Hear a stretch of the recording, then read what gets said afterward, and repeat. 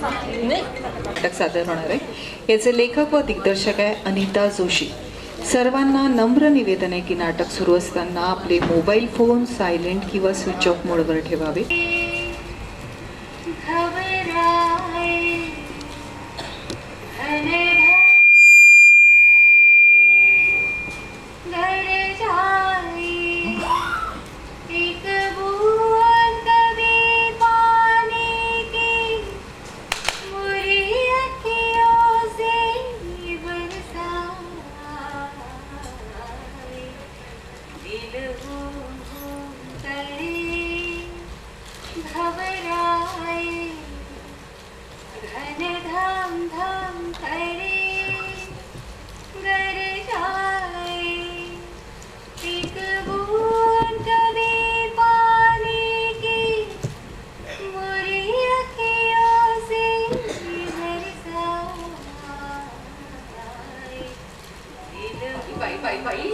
किती हौशी आतापर्यंत राधाने यायला सुद्धा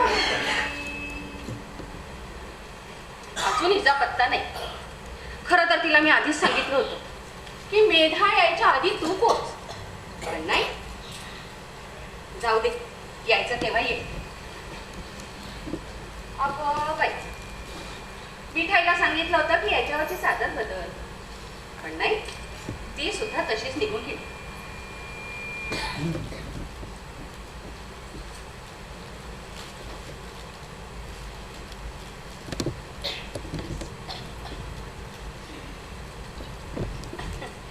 आज की नाही माझ्या मैत्रिणी येणार आहेत आणि आम्हाला प्रायव्हसी हवी म्हणून मी सगळ्या नौकर माणसाला सुट्टी दिली. पण मिठाईला सांगितलं होतं की जायच्या आधी एवढं आवरून घे. ती पण तशीच चालली गेली. जाऊ, ती तरी कधी मजा करणार नाही का?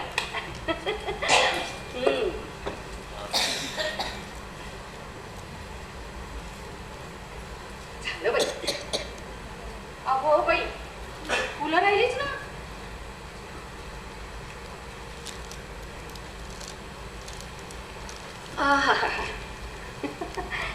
ही फुलं ना माझ्या राधाला आणि मेधाला खूप आवडतात.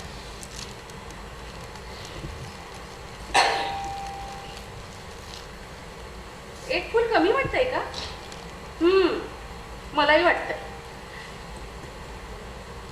इकडे ना माझा खूप सुंदर बगीचा आहे आणि खूप वेगळी वेगळी फुलं येतात. मला खूप आवडतात. पण आता कोण जाईल तोडायला? माळ्याला पण सुट्टी दिली आहे ना. पण ही मेधा का नाही आली अजून? हा, फोनच करून बघते. पण मीच का सारखा सारखा फोन करायचा? तिला उशीर होणार म्हटल्यानंतर तिने नको करायला. जाऊ दे, करायचा तेव्हा करे.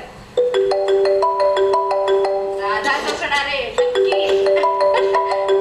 म्हटलं ना. हा राधा, अगं किती हौशी. अगं मी केव्हापासून वाट बघते तुझी. तुला आधीच सांगितलं होतं मी, मेधा यायच्या आधी पोहोच. बरं बरं बरं बरं. पण निघाली आहेस का ऑफिसमधून? ए बाई, गाडी हळू चालव. हं, अगं फार गर्दी असते. ठीक आहे ठीक आहे, चल चल ये बाई. हा, अगं हो, सगळी तयारी झाली आहे बघ. चल तू फक्त ये म्हणजे झालं. हो, फुलं सुद्धा आणली आहे. चल ठेव ठेव. हा, चल बाय बाय. निघालाय बाईसाहेब. आता काय आठवलं? राधा म्हणजे ना खरंच. अय्या, मेधा. हा बोल मेधा. अगं ती केव्हाची वाट बघते तुमच्या दोघींची. अगं नाही ना, पोहोचायचीच आहे अजून. तरी तिला सांगितलं होतं की तू यायच्या आधी पोहोच. हो ग, अगदी तशीच आहे, सगळ्यात गुंतून पडणारी. हो हो. ए, आधी मला हे सांग की तू निघाली आहेस का? हो, नाहीतर तुझा एखादा यायचा पत्रकार तुझी मुलाखत घ्यायला आणि आम्ही इथे वाटच बघत बसायचो.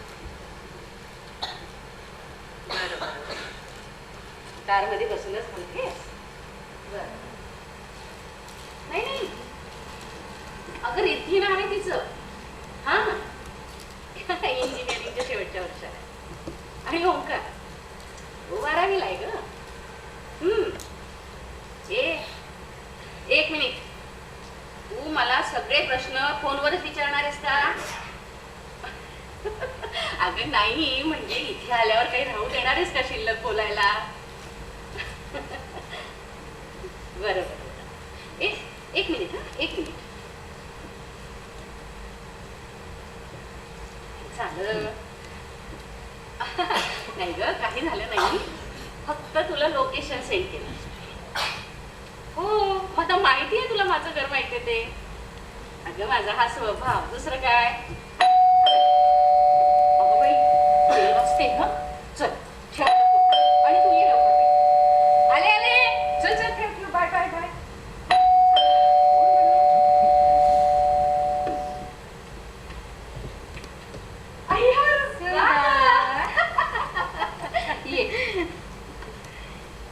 अगं पण किती हौशीर.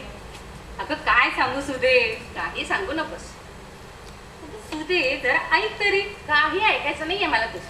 सुदे, पुढच्या वर्षी आजी होशील, पण अजूनही तशीच आहेस. रुसणारी, फुगणारी, रागवणारी. रुसू बाई रुसू, कोपऱ्यात अगं, काय बसू. करते? इकडून आली राधा तर कुठे बसू.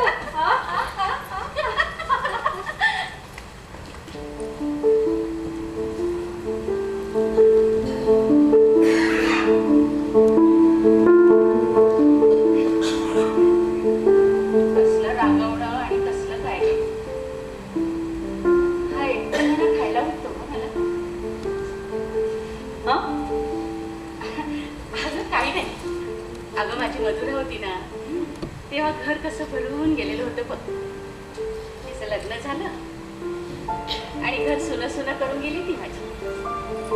रमेशराव आहेत ना मग. अगं ते आहेत, पण असतात कुठे. मी आपली एकटीच. अगं तुम्ही दोघी येणार म्हणून केवढा उत्साह आलाय मला. आणि तू पण ना किती उशीर करतेस. ती मेधा बघ मुंबईला असते, पण नागपुरात आली की आपल्याला भेटल्याशिवाय जात नाही. आपण एकाच शहरात असतो ना मग. आता तुला नाही वाटत का कधी माझ्याकडे यावं, बसावं, मस्त गप्पा माराव्या. माझं सोड.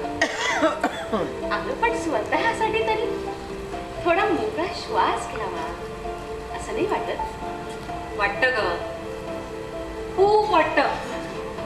सगळं सोडावं आणि 4-8 दिवस तुझ्याकडे मुक्कामाला यावं, निवांत आराम करावा आणि आपल्या लहानपणीच्या गोष्टींना उजाळा द्यावा आणि लहानपण आठवावं. सुनी तुला आठवतं आपण लहानपणी नाचायचं गायचं? हो मग. तसं नाचावं आणि गावं सुद्धा. कुठे आठवणार आहे? गागे घुमू दे रामा पावा वाजू दे. गागे घुमू दे रामा पावा वाजू दे. अगं तेच तर तुला म्हणते मी की येत जा, मस्त मजा करत जाऊ ग. तू पण ना. या गाड्यातली घागर कमरेवरून डोक्यावर कधी आली कळलंच नाही. या लहान गाडग्यातून वेळ मिळेल तेव्हा ना.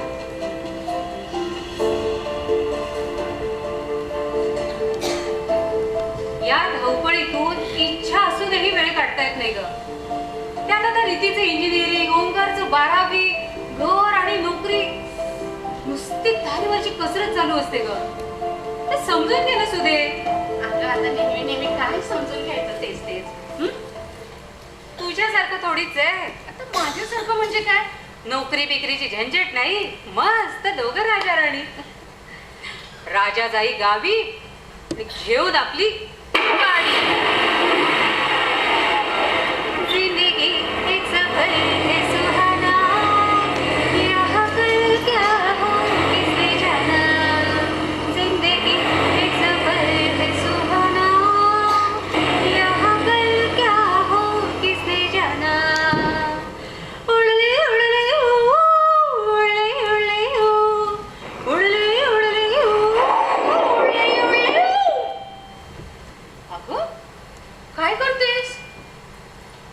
राजाचाही गावी घेऊन आपली गाडी, पण महाराणी निवांत झोपा गाडी.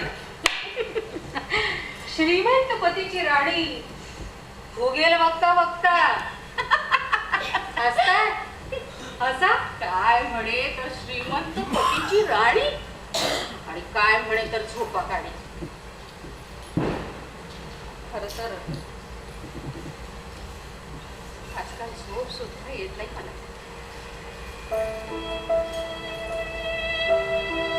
काय झालं ग सुदे? काही नाही ग, आपलं सहजच. हे बघ, अगं तू एवढे लांबून आलीस पण साधं पाणी सुद्धा विचारलं नाहीये तुला मी. हा पाणी आहे.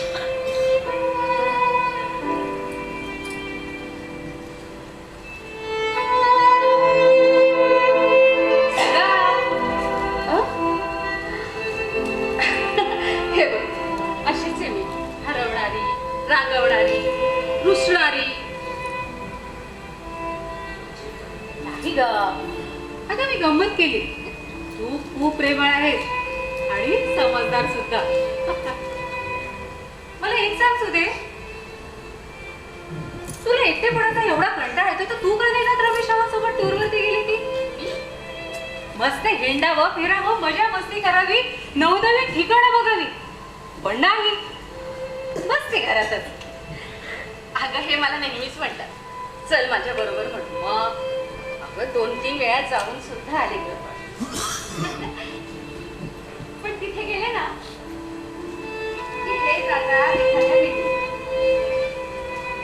आणि मी बसते एखाद्या हॉटेलमध्ये नाहीतर गेस्ट हाऊसच्या रूम.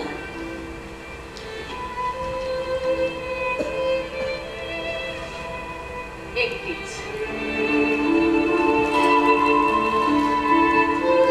मग मला हे ड्रायव्हर देतात, गाडी देतात आणि मग मी मस्त फिरायला जाते.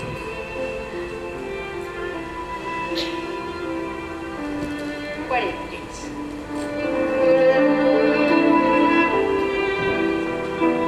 आता तिकडे कुठेतरी जाऊन एकटं राहण्यापेक्षा मी माझ्याच घरात काय वाईट आहे? हं? इकडे ये. हे बघ, इकडे न माझा खूप सुंदर बगीचा आहे आणि मी खूप वेगळी वेगळी फुलं झाडं लावली आहेत ग. सकाळी सकाळी इतके पक्षी येतात इथे आणि जणू काही मलाच म्हणत असतात, अगं सुधा तू एकटी नाही आहेस, आम्ही आहोत ना तुझ्या सोबतीला.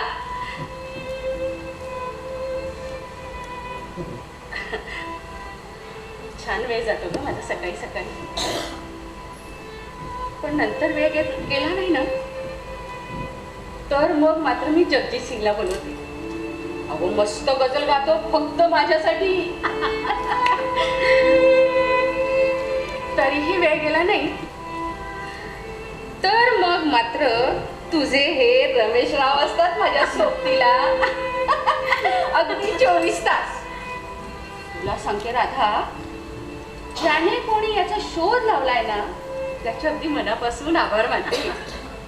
अगं सारखी रील मेसेजेस सुरूच असतं याच्यावर. खरं बोललेस. अगं ही मेधा केव्हा येते? मेधा अगं यायचं एवढ्यात फोन आला होता ना तिचा. हो का? बरं झाली ना सगळी तयारी की काही करायचंय? सगळं झालं. तू पैसे दिवाली. आता आपल्या महाराणी येतील. आता महाराणी कोण? आय मीन आपल्या मेधा राणी. हा. आणि पोटातले कावळे ओरडल्याप्रमाणे ओरडायला लागतील. हे गप्पा नंतर. प्राण नाहीये ग अंगात. आणि ही तुमची नागपूरची गरमी थकायला होतं फार. हे आधी सांग, खायला काय केलंय? जेवणाचं नंतर बघू. या पोटातल्या आगीला विझवायला तुझ्या हातच्या गरम चकल्या आणि या राधाच्या हातचा गरम आल्याचा चहा. हे पोटात पडल्याशिवाय या पोटातली आग हृदयातलं मन काही शांत होत नाही. वर्षभर उपाशी असतं बिचारा. असंच बोलणार आहे ती. आणि हे बघ, हा जो व्हिडिओ आहे ना, ती आली की तिला दाखवणार आहे. आली वाटतं. तू दारू वाटत बघ. तू वाले भैया. काय भैया, जरा जल्दी आया करो. बरं सुद्धा चकल्या झालेल्या आहे की ती आल्यावर वेळेवर गरम करायचे? अगं सगळं झालंय. भैया कल से जल्दी आओ. क्या आइए पकड़ो. ते ती येईलच एवढं. मी चहाचा आधार ठेवू का? हो. ए आता ताजं दूध आलंय ना, हा. त्याचा चहा ठेव. त्या पहिल्या दुधाला विरसण लावेल मी. बरं बरं. आणि हो हा त्या बरणीत चकल्या ठेवल्या आहेत ना, हा. त्यातली एक चकली खाऊन बघ.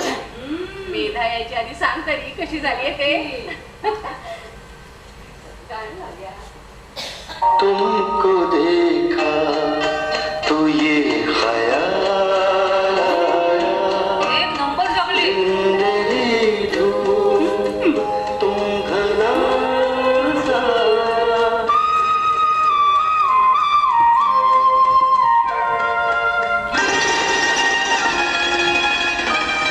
तुमको देखा तो ये ख्याल आया, तुमको देखा तो ये ख्याल आया, जिंदगी धूप तुम घना साया. तुमको देखा तो ये ख्याल आया.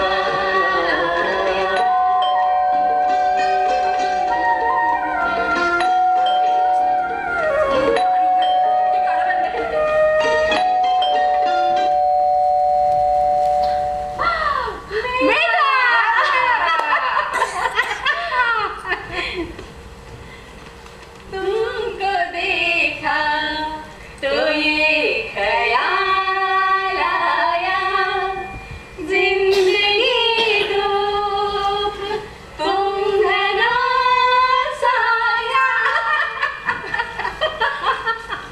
किती दिवसांनी का फोन बघा. पण थोडी वाढलीस ग, खूप दगदग करतेस ना. एकदम मेंटेन आहे. काय होते ग मेंटेन राहिलं? याला मेंटेन. हो मेंटेन आहे. गप्पा नंतर मला पण तुमच्याशी खूप गप्पा मारायचे, पण त्राणच नाही अगं अंगात. हे नागपूर आणि नागपूरची गरमी फार सतावते बाई.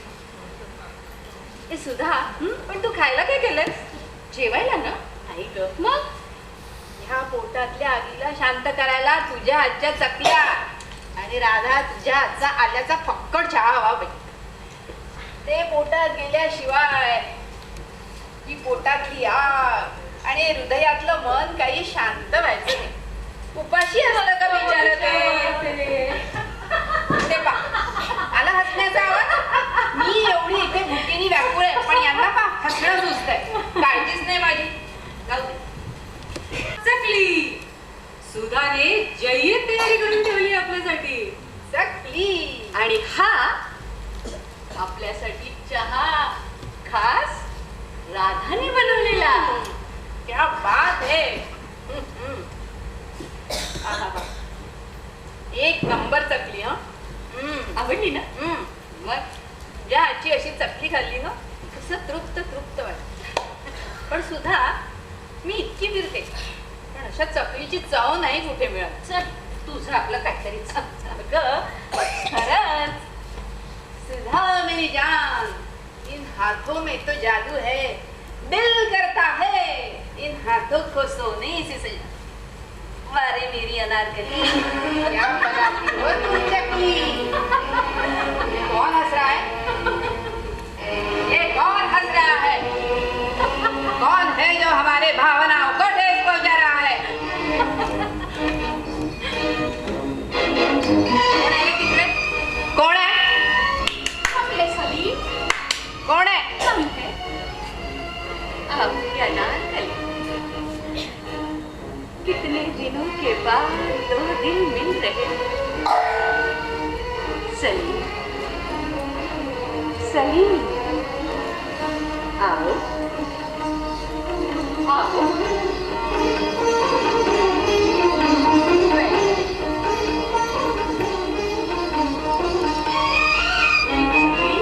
आपके लिए ही बनी है. क्या बात है. पुरे पुरे. सलीम अनारकली वडे या. त्या जन्मातून या जन्मात परत या परत या.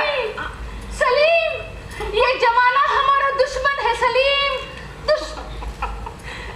काय नाटक करू राहिले बाप्पा? सलीम अनारकली, सलीम अनारकली. बाप्पा बाप्पा बाप्पा, नागपुरी तडका. आता कसं नागपूरला आल्यासारखं वाटते. मॅडम चहा थंड होतोय. चहा राहिला.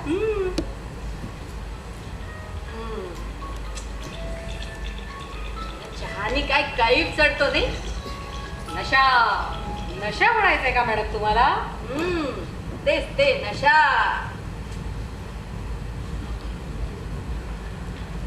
मॅडम अजून काही हवंय का आपल्याला? मॅडम अजून काही हवंय का आपल्याला? एक मिनिट. काय चाललंय? आल्यापासून यायचंय मॅडम मॅडम मॅडम मॅडम. अगं मेधा मेधटले काही ऐकूच येत नाहीये. काय म्हणायचं काय आहे तुला? कुठे काय, मला एवढंच म्हणायचं होतं की मॅडम अजून काही हवंय का आपल्याला? पुन्हा मॅडम. राधटले तुला दाखव. आली आली आली. आता कुठे मेधा? आता कुठे मेधा शिवाय पृथ्वीवर लँड झालंय. आता तुला आणि राधाने आपली कंबर बसून घ्यावी. कारण सुद्धा आता मेधा आपल्याला लँड झाल्यावर रिस्क आहे. सापडली.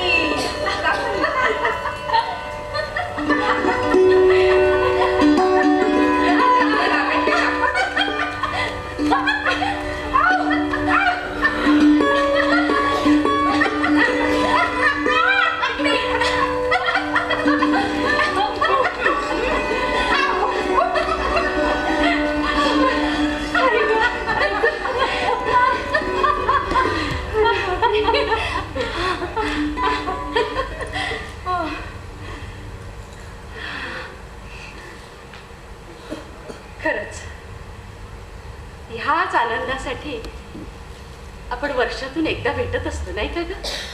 हो ना. आणि तुम्ही अशा दोघी भेटल्यानं की वर्षभराचा ताणशीण सगळा नाहीसा होतो ग.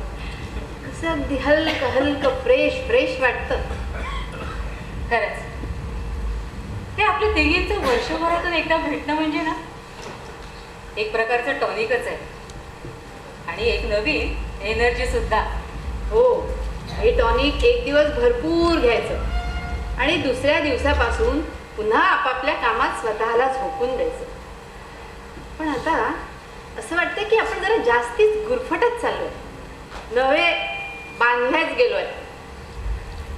कधी कधी वाटतं फार थकतोय आता. या दिवसभराच्या गर्दीत स्वतःलाच हरवत चाललोय की काय असं वाटतं ग. खरंच कधी कधी ना त्यांचं अस्तित्वच विसरायला होतंय. उद्या सासऱ्यांना हॉस्पिटलला न्यायचंय, अमितला टूरवर जायचंय, ऑडिटची तयारी करायची आहे. बस डोक्यात फक्त एवढेच विचार असतात. आणि या सगळ्या चक्रात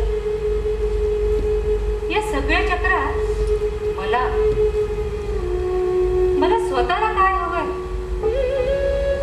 याकडे माझं लक्षच नाही जात. छे छे, काहीतरी चुकतंय. हो, काहीतरी चुकतच आहे. कदाचित आपल्याला आपल्या मैत्रीचा डोजच वाढवावा लागणार आहे.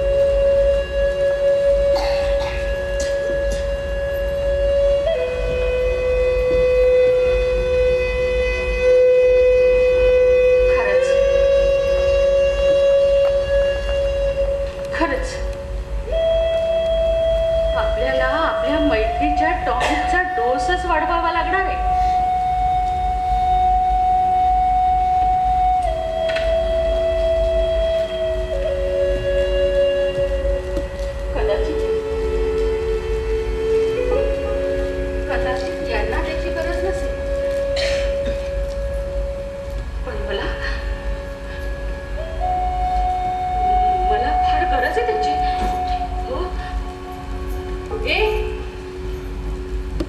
तुम्ही दोघी भेटा तेव्हा मला विसरायचं नाही ना.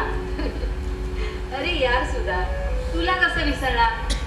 तो हमारी जान हो, इस दिल की मुस्कान हो, जाने मन जाने जहां, तुम्हारे सिवा हमें आसरा कहा, तुम्हारा ये आशियाना ना होता तो हम मिलते कहा.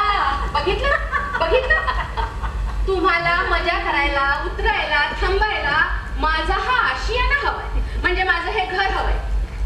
तुम्हाला मुळे माझी गरजच नाहीये. तुम्ही करा मजा, मी बसते आपली एकटीच. दादी अम्मा रुसल्या. दादी अम्मा मांजा टिंग टिंग, दादी अम्मा मांजा टिंग टिंग, थोड़ी जी गुस्सा जरा हंस के दिखाओ. दादी अम्मा मांजा टिंग टिंग, दादी अम्मा मांजा टिंग टिंग, दादी अम्मा.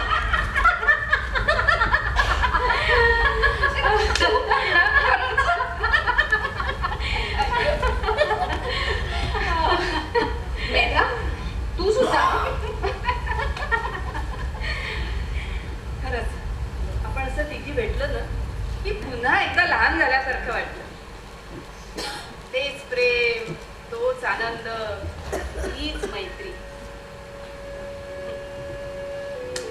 सुधा, तुला एक सांगू, तुझं आणि या राधेचं माझ्या जीवनात काय स्थान आहे हे मी सांगूच शकत नाही. तुम्ही नसत्या ना तर कोण जाणे मी कुठे असते आणि काय असते. आज मी जे काही आहे ते फक्त आणि फक्त तुमच्यावर.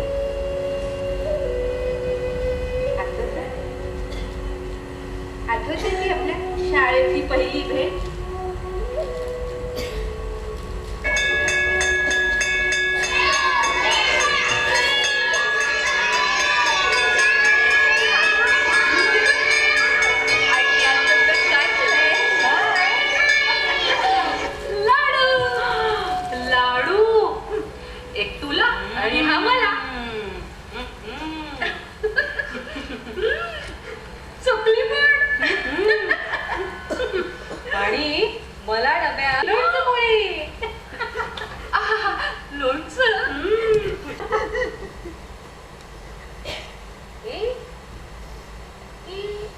आपल्या क्लासमध्ये नवीन मुलगी आहे ना, ती रडते ना. डबा विसरली असेल पण आता भूक लागली असेल. चल आपण आपल्यातला देऊ तिला.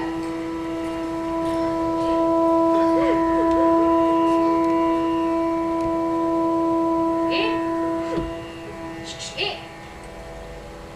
अगे, तू नवीन मुलगी आहेस ना, मग का रडतेस? नाही काही नाही ग. मग तू डबा विसरली का? मग भूक लागली का तुला? नाही. चकली खाते. ए रडू नको बाई, तुला नाही आवडत का चकली? आवडते, मग खूप आवडते. माझी आई माहितीये मला आवडते म्हणून खास चकली बनवायची. आता अगं मग एवढंच ना, आता आईला पुन्हा सांग चकली करायला. नाही ग. आता माझ्या आईच्या हातची चकली मला कधीच मिळणार नाही. का?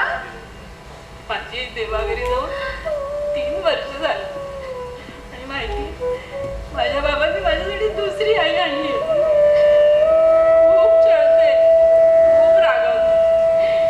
टिफिन मागितलं तर टिफिन सुद्धा देत नाही, खाऊ मागितलं तर खाऊ सुद्धा देत नाही. ती रागावते, ओरडत राहते. राक्षसीण कुठली, आईला तर खाल्लंच, आता काय मला खाणार? मग तू हे सगळं तुझ्या बाबांना का नाही सांगत? नाही, म्हणते बाबांना सांगितलं तर घरात घेणार नाही, नाहीतर दूर हॉस्टेलवर टाकून दे. बाबा घरी असले ना खूप लाड करते, खाऊ पण देते. बाबा नसले की रागावते, मारते, छळते. आणि माहितीये अभ्यास सुद्धा नाही करू देत. अभ्यासाला बसलं तर ओरडते, उठ, घरातले काम कोण करणार आहे, उठ. आणि अभ्यास करून काय मोठी बॅरिस्टर कलेक्टर होणार आहे मला छळायला. वरचे कागद सुद्धा सगळे पाडून फेकून देते. बापरे, मग मग काय गं? म्हणून तर मला मागच्या शाळेत कमी मार्क मिळाले ना. बाबांना पॅरेंट्स मीटला बोलवलं आणि मॅडम खूप रागवली. म्हणाले वेदाची आई होती तेव्हा पोरगी तिनात यायची, पण आता मिस्टर कानेटकर तुमचं लक्ष नाही या मुलीकडे आणि अशीच परिस्थिती राहिली तर शाळा बदलवावी लागेल. बाबांना माझा आणि त्या मॅडमचा खूप राग आला. बाबाही रागवले, वरून आई ओरडली. शेफारून ठेवलंय, डोक्यावर बसवून ठेवलंय तिला. मी सांगते ना हॉस्टेलवर ठेवा म्हणजे तिची अक्कल ठिकाणावर येईल. बाबांना पण पटला तो निर्णय. मग मात्र मी खूप रडली, माफी मागितली. तेव्हा कुठे मला 1 वर्षाची मुदत मिळाली. बाबांना राग आला होता, तिथे अपमान झाला होता ना, म्हणून त्यांनी त्या शाळेत काढून तुमच्या शाळेत टाकलं. माझ्या मैत्रिणी नाही आता जुन्या, माझ्या मॅडम पण नाही. अगं असं रडते कशाला? आता आम्ही आहोत ना तुझ्या मैत्रिणी. हे बघ, ती राधा, मी सुद्धा. तुझं काय नाव आहे? मी ना मेधा. अय्या, मी राधा, ही सुद्धा तू मेधा. हे घे, चकली खा. अरे तुला लोणचं पोळी आवडते? मी पण घे. ही सुद्धा, मला काय वाटतं माहितीये का, आपल्या क्लास टीचर मॅडम आहेत ना पिंपळखरे, त्यांना हिची आपण कंडिशन सांगू, ते नक्की काहीतरी मार्ग काढतील याच्यातून. ए हो, खरंच ही राधा की नाही खूप हुशार मुलगी आहे आणि मॅम सगळं ऐकतात तिचं. छान. ए, आणि ही पण प्लेयर आहे हा, आणि कॅप्टन. तिला काही कमी समजू नको तू. ए पण तुम्ही आता दोघी जणी डब्बा खा, आम्ही रोज आणू तुझ्यासाठी ना. तू संपवते सगळं. बेल व्हायच्या आधी संपलं पाहिजे, नाहीतर उद्या माझी आई टिफिन द्यायची नाही आणि मग आपण सगळ्याच उपाशी.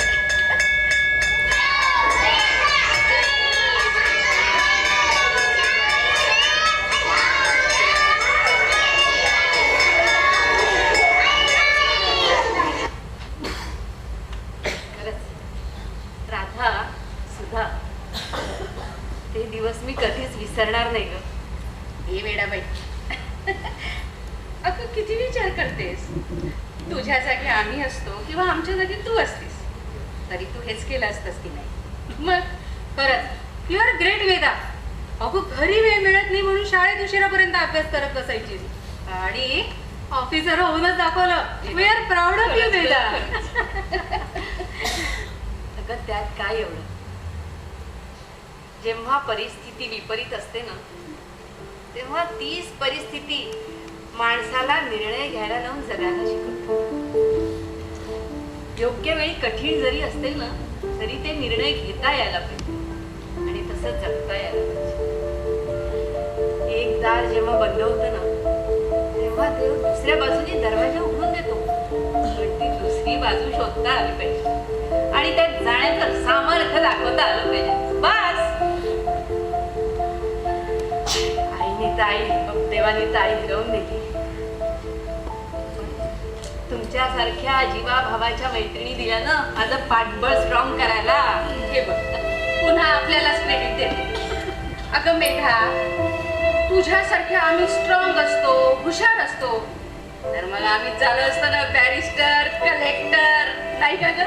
नाही तर आम्ही शाळा सुटली की गरबा, गाण्याच्या भेंड्या आणि ही स्पोर्टचा पिरियड आहे घरी खोटं सांगून लायब्ररीमध्ये तासंतास अभ्यास करत बसायची आणि आपण उन्हाळपुरी उन्हाळ्या.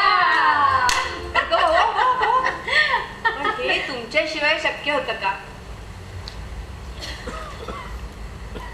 तुम्हीच नाही का माझी कंडिशन पिंपळखरे मॅडमला सांगितली आणि त्यांनी हा मार्ग दाखवला.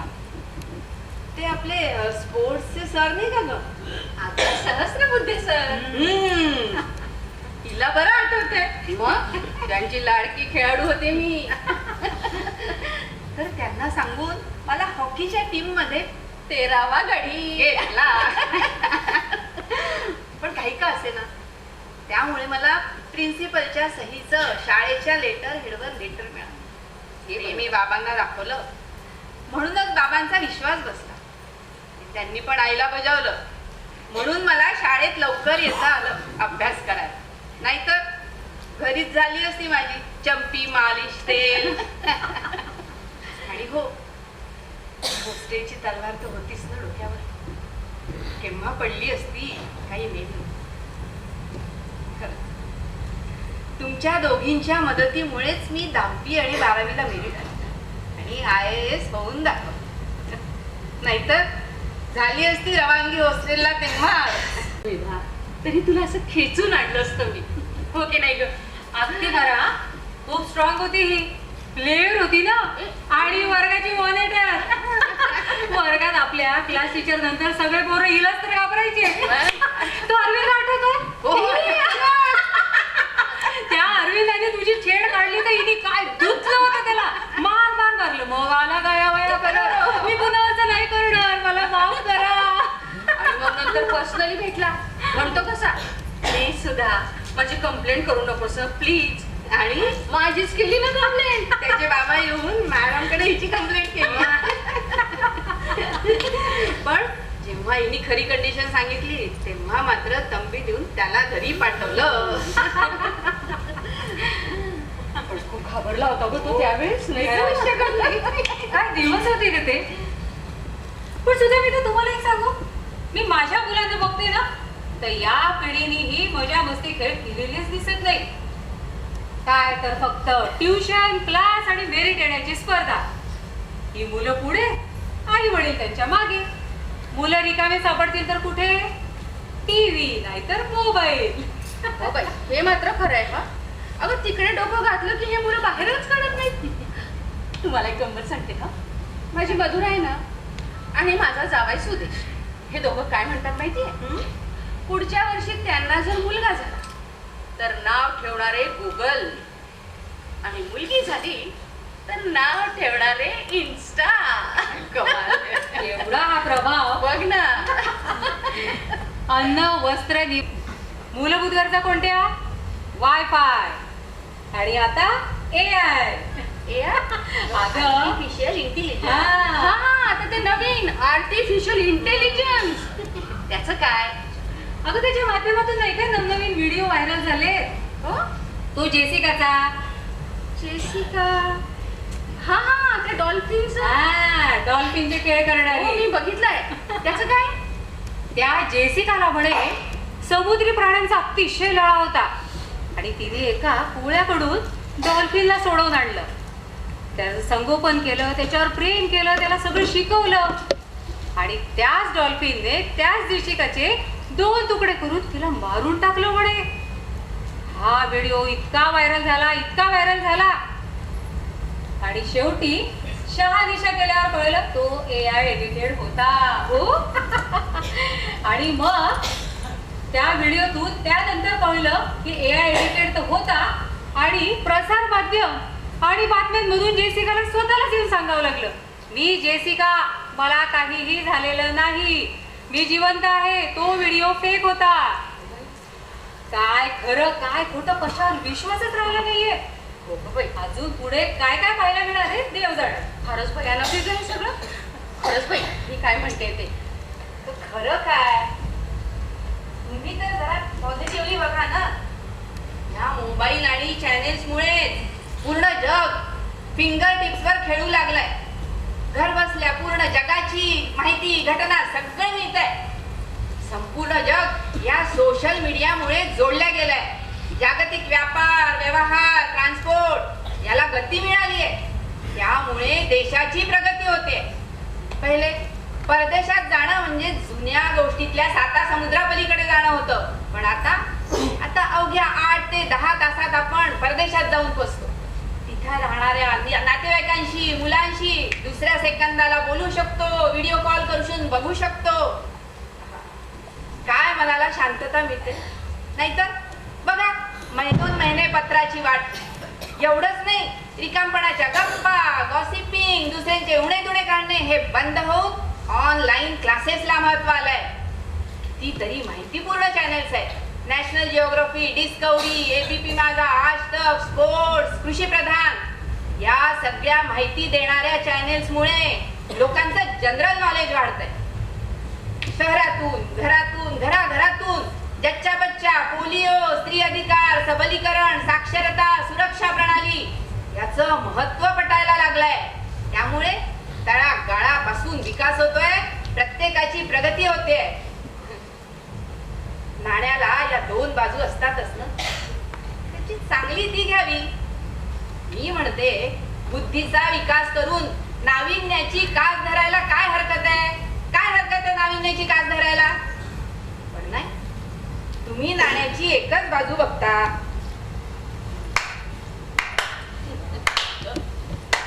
अगं, मी काय भाषण देत नव्हती, मी माझं मत मांडलं. झालं, आम्ही ऐकलं ना शांतपणे. मग पण विधा, तू म्हणते ना जग गतिमान झालंय, बदलतंय आणि त्या जगासोबत आपणही बदलायला पाहिजे. हे सगळं मान्य आहे का मला? पण खरं सांगू का, आपण जे जगलोय, आपण जी मजा केलीये, जो आनंद घेतलाय, तो या पिढीने घेतलाच नाहीये ग. आता हेच बघ ना, आपला मामाचा गाव,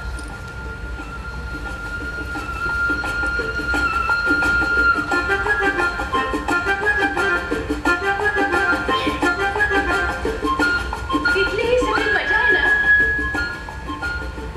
या पिढीला फक्त एखाद्या फार्म हाऊसवर समाधान मानून घ्यावं लागतं. त्यांचा आनंद फक्त व्हर्च्युअल, आर्टिफिशियल, अगदी असा वरवरचा. आत असं काहीच नाही ग.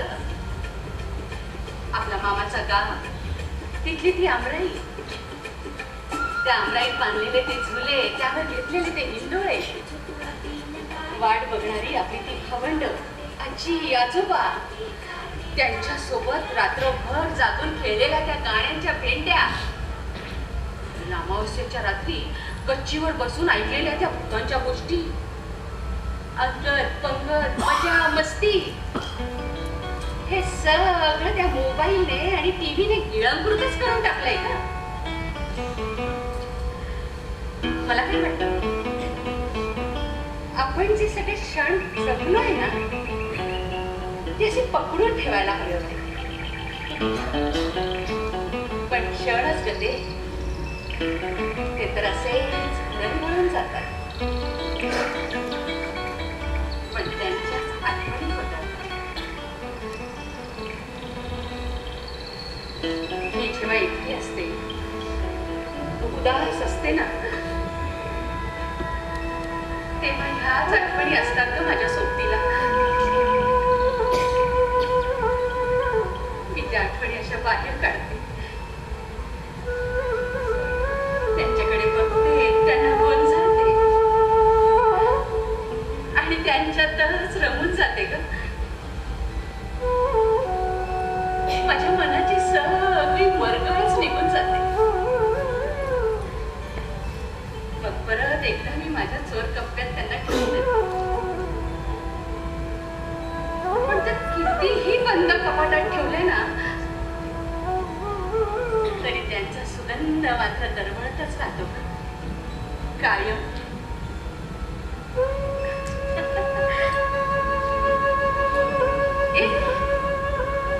तुम्हाला आठवत आहे का, आपण कॉलेजमध्ये असताना एका कॉम्पिटिशन मध्ये भाग घेतला होता. कुठली बरं कॉम्पिटिशन? हा, गरब्याची कॉम्पिटिशन. कुठलं बरं गाणं होतं ते? तुम्हाला आठवते का ग ती कॉम्पिटिशन? कशी विसरणार, कशी विसरणार? अगं मग गाणं सांगा ना. कारण त्या कॉम्पिटिशनचे स्पॉन्सर तुझे सासरे होते. आणि तिथेच रमेश रावांनी आपल्या मैत्रिणीला हेरलं आणि आपली मैत्रीण अखंड प्रेमात बुडाली आणि श्रीमंत पतीची राणी झाली. आणि ग्रॅज्युएशन नंतर सौभाग्यवती रमेश पोद्दार झाली.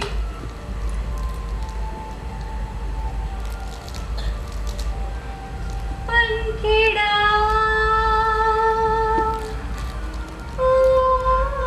पंखेडा पंखेडा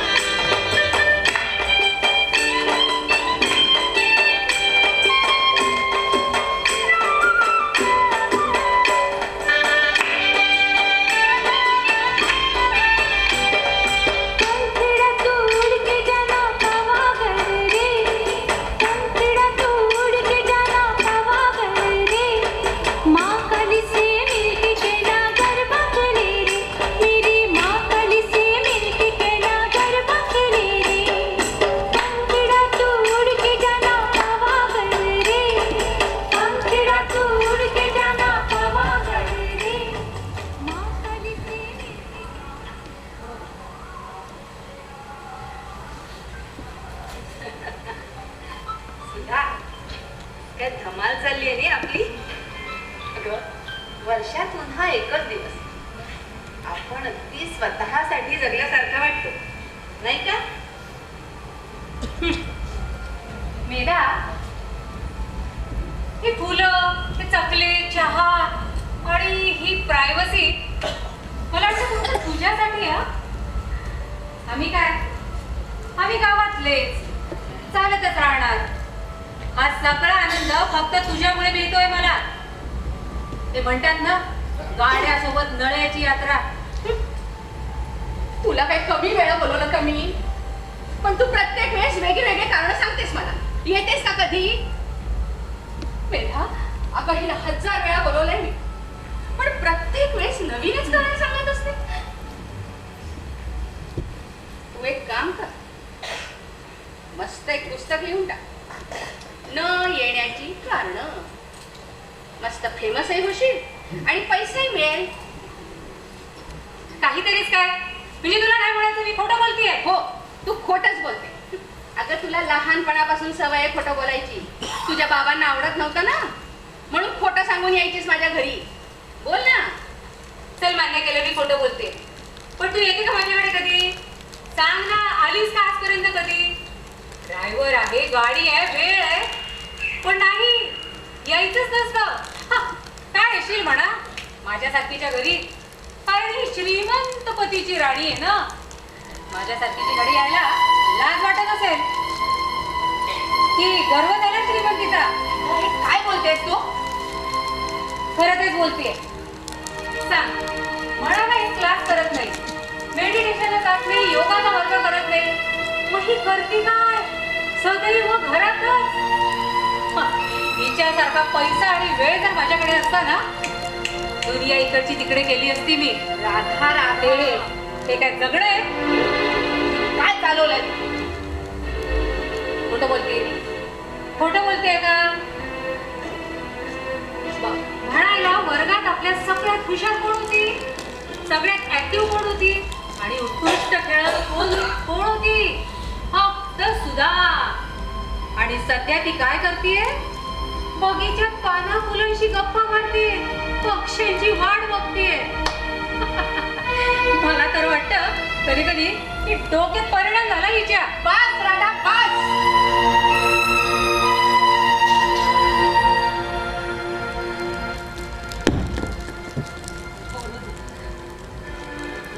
बोलू दे मेधा तिला. माझं लग्न झालं ना, तेव्हापासून हिची इच्छा होती रमेश सारखा श्रीमंत कर्तबगार नवरा मिळावा. अगं तिला ना फक्त काळ्या भिंतीवरचा तो पांढरा ठिपका उठून दिसतोय.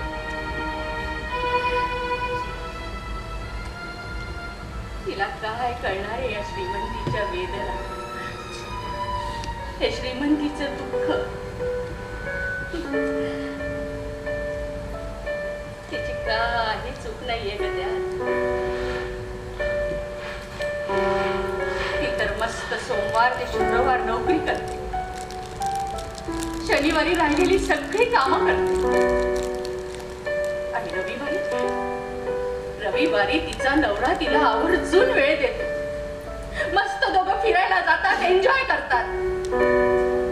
एवढा अभिमान वाटतोय तिचा त्याला. मुलांना किती कौतुक आहे तिचं की आपली आई किती कर्तबगार आहे. मस्त ट्रान्सपरंट आयुष्य जगताय हे सगळे.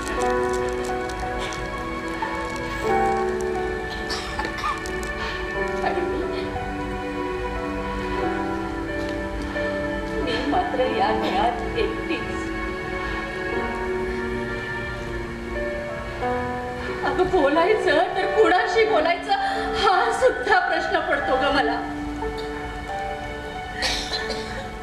नवकर माणसांशी किती आणि काय बोलणार. माझ्या मधुराचा हा नवा नवा संसार, तिला किती फोन करणार आहे.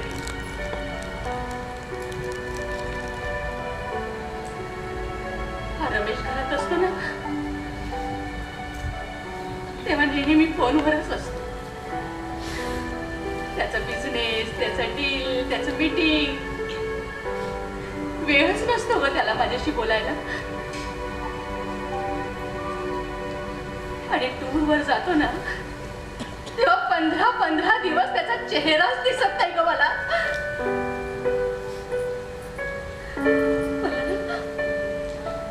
मला ना आजकाल खूप प्रश्न पडतात ग मेघा. मला हा त्रास होतोय त्याची जाणीव तरी आहे का ग त्याला? मला त्याची जी ओढ वाटते ती त्याला ओढ वाटते का? अगं लग्नाच्या आधी 2-2 तास गप्पा मारणारा हा रमेश आता 15 दिवस डोळ्याला दिसतच नाही.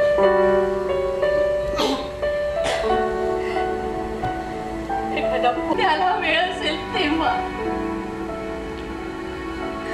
आणि समाधान मानायचं की जगात कुठेतरी आपला माणूस आहे.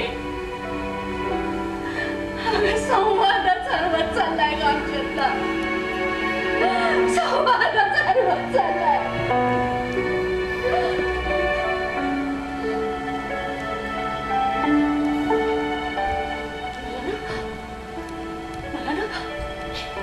मला शंका येते.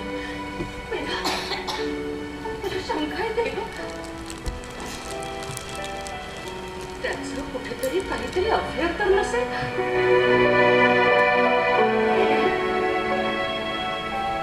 नक्कीच तो कुठेतरी गुंतलाय. हो, गुंतलाय तो कुठेतरी. आणि मी फक्त नावाला बायकोय ग त्याची. फक्त नावाला. अगं हा विचार करून करून डोकं दुखतं ग माझं.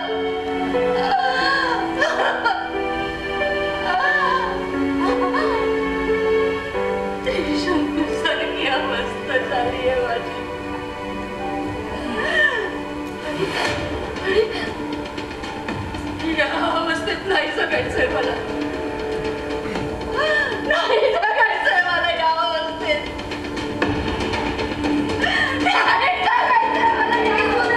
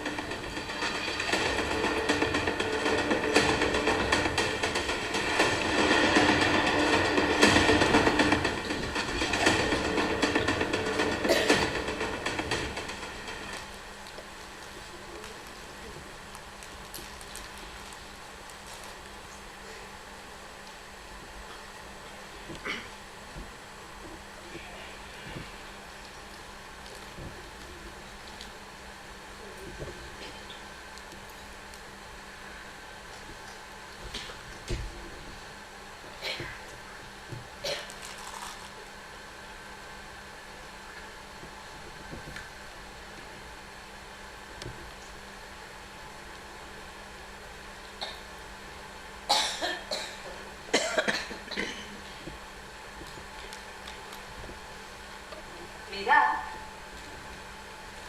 जेवण खूप छान झालं होतं नाही आजचं? मग काय ग, हिच्या हाताला चवच आहे खरंच. इतक्या ठिकाणी जाते असं चविष्ट जेवण काही कुठे मिळत नाही. तुला आठवतं आपल्या कॉलेजचा बक्षीस समारंभाचा कार्यक्रम होता तेव्हा सुधाने बटाट्या वड्याचा स्टॉल लावला होता. आणि सगळ्यात जास्त खाणाऱ्यांची गर्दी सुधाच्या स्टॉलवर होती. अगं हे तर काहीच नाही. तुला आठवतंय का स्वतः रमेश राव कितीदा तरी हवी स्टॉलवर बटाटे वडे खायला. आणि आपल्याला माहितीये त्यांना तर बटाटे वडे आवडत सुद्धा नाही. फक्त तिच्यासाठी हिचं ते लाजणं बघितलं, हसणं बघितलं, गरब्यातल्या अदा बघितल्या, भाषणातलं बुद्धी चातुर्य बघितलं आणि प्रेमातच पडले. काहीतरी तुला माहितीये ना, मला ना रमेश रावांचे बिझनेसच्या कामापायी नंतर परमिशनसाठी कितीदा तरी फोन येतात. आणि मला ते नेहमीच म्हणतात, वेदाताई सुधा माझी बायको आहे म्हणून मी इथपर्यंत पोचलो. एखादी चिडचिडी डिमांडिंग बायको मिळाली असती ना तर इतक्या शांतपणे एवढा मोठा बिझनेस मी करूच शकलो नसतो. खरंच खूप समजदार आहे बरं तुमची मैत्री. खरंच खरंच असं म्हणाले ते? हो आणि हेही म्हणाले, नाही मी सुधाला वेळ नाही देऊ शकत, त्याचाच वाईट वाटतो. पण सुधाची मात्र कमाल आहे ना, ती कधीच कंप्लेंट करत नाही या बाबतीत. म्हणाले, मेघाताई तुम्ही मधून मधून फोन करत जा. तुमचा फोन आला ना की बरं वाटतं तिला. हो खूप उत्साहात असते. तुमचं संपूर्ण संभाषण तिला सांगायचं असतं. पण मलाच ऐकायला वेळ नसतो बरं. खरंच. पण सुधासारखी बायको मिळायला नशीब लागतं माझ्यासारखं. त्यांना जाणीव आहे सगळ्या गोष्टीची. खरंच.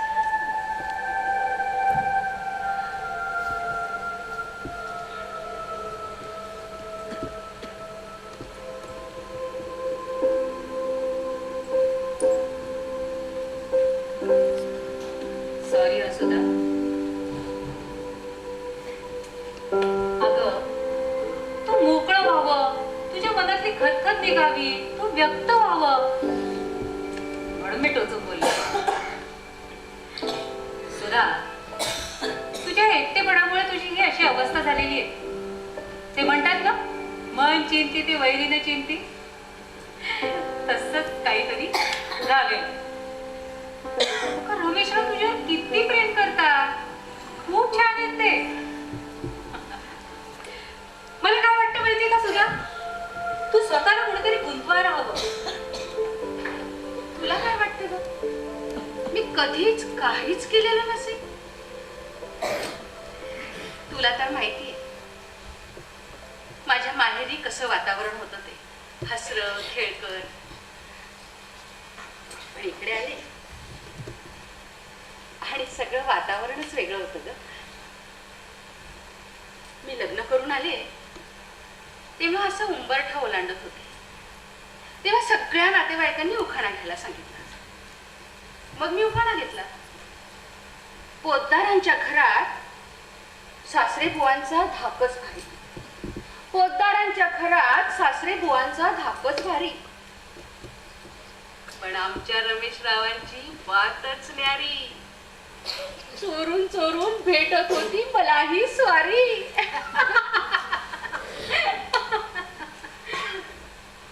तुम्ही दोघी हसल्या ना, तसे सगळे नातेवाईक हसले ग. मी सुद्धा मोठ्याने हसले. मग आले ना माझे आलोकनाथ. आलोकनाथ? कोण ग? अगं माझे सासरे. त्यांना मी गमतीने आलोकनाथच म्हणायचे. सुनबाई, आता हा असा अवखळपणा बरा नाही.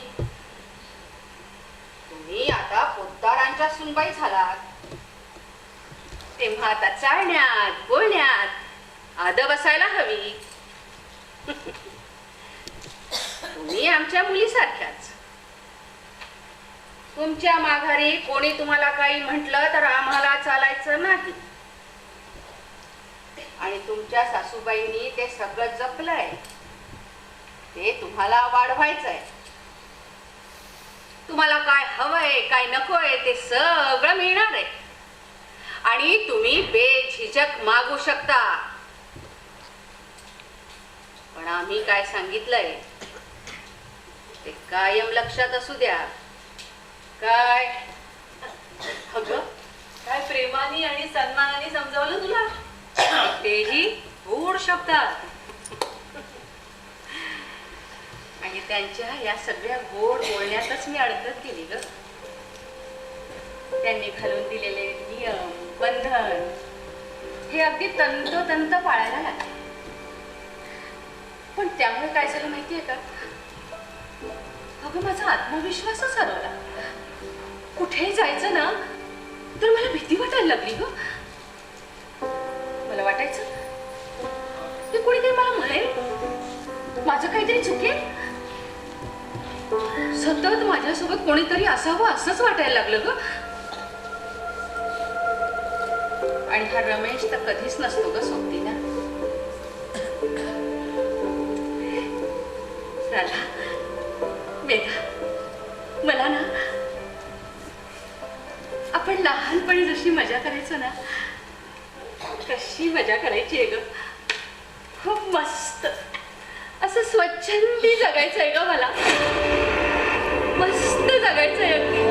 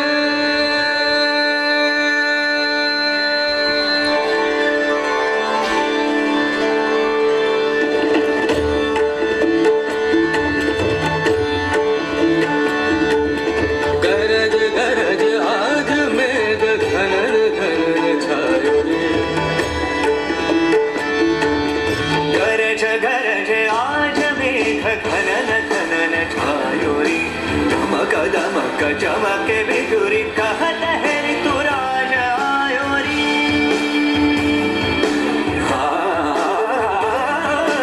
गरज गरज आज मेघ घनन घनन छायोरी.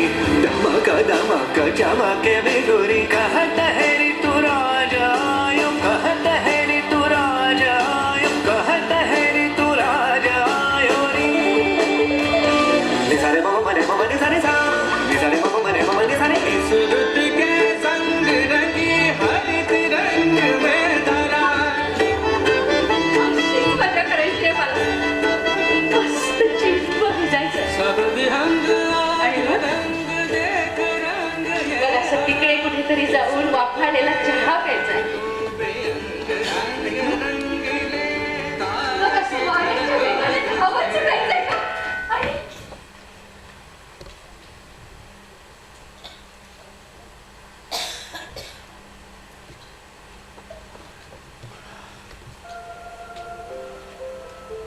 हा पोतदारांचा उंबरठा आला ना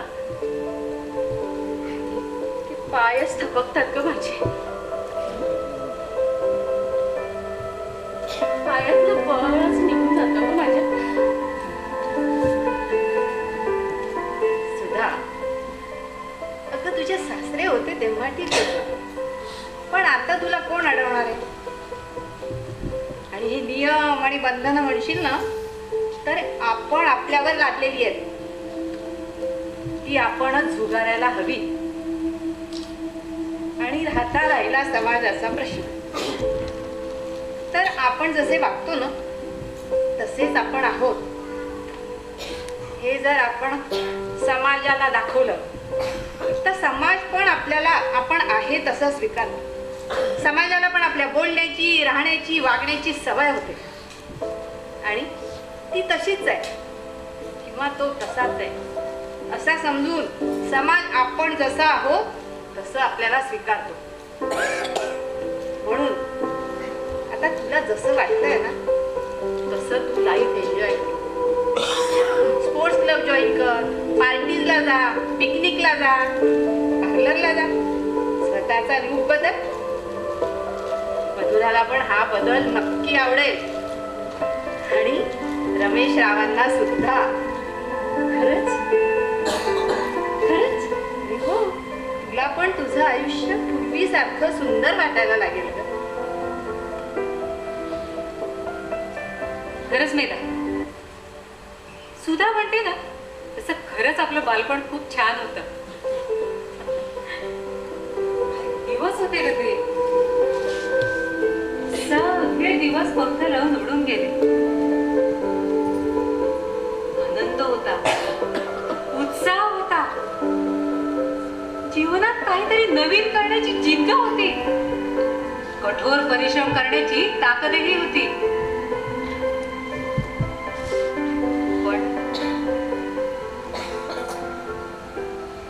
पण कसे बदलून जातात ना स्त्रीच्या आयुष्यातले दिवस.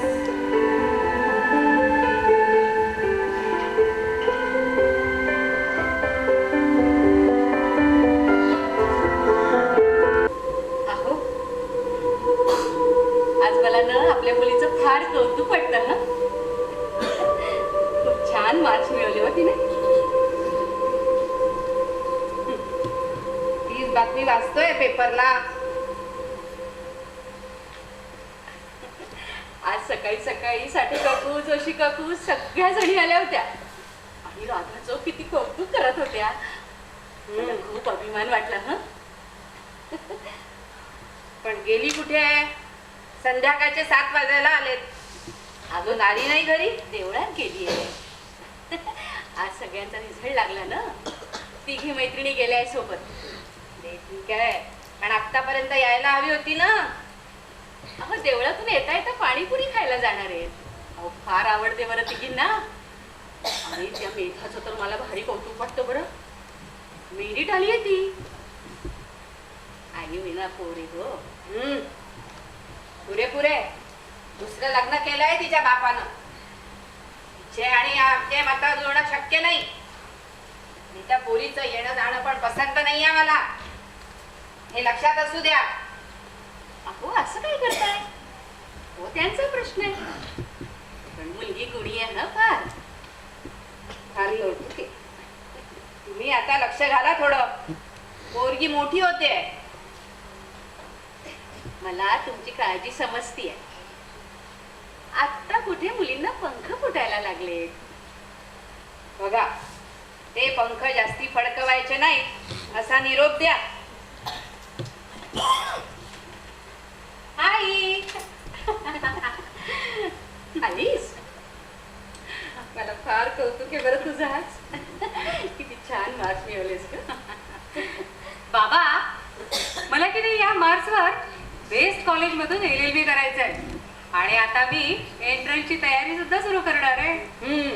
मग मिळाली ऍडमिशन तर जाणार मुंबई, पुणे, बँगलोर अशा ठिकाणी. हो, तिथेच तर बेस्ट कॉलेजेस आहेत आणि तेच माझं स्वप्नही आहे. काही स्वप्न बघण्याची गरज नाही आहे. सरळ BCom ला ऍडमिशन घ्यायची, त्याबरोबर बँकेच्या परीक्षा द्यायच्या आणि बँकेत नोकरी करायची. पण बाबा, आम्ही काही बुरसटलेल्या विचारांचे नाही आहोत. आम्हालाही वाटतं आमच्या मुलींनी शिकावं, आपल्या पायावर उभं राहावं. पण एवढेही पुढारलेले नाही की परगावी मुलींना शिक्षणासाठी पाठवू. आणि हो, ते कोर्टात जाऊन भांडत बसण्याची तर बिलकुल गरज नाही. म्हणतात ना, शहाण्या माणसानं कोर्टाची पायरी सुद्धा चढू नये.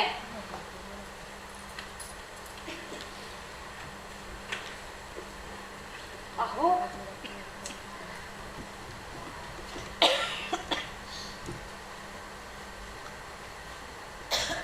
असं काय करताय? आपली मुलगी हुशार आहे, गुणी आहे आणि वकीलच तर व्हायचंय तिला. मग करू द्या नाही नेहमी. काय हुशारी? आत्ता सांगितलं ना, ती हुशारी बँकेच्या परीक्षा देण्यात दाखवा. बँकेत नोकरी करा, लग्न करा, संसार करा. अहो, पण ऐका तरी. बस, या विषयावर मला परत बोलणं नकोय, समजलं? पण बाबा, अहो, ऐकून तर घ्या. अहो,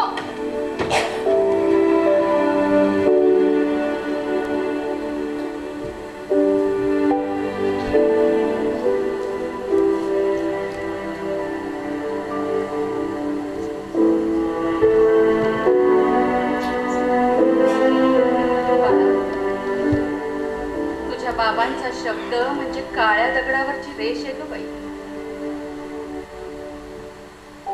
पण हे बघ,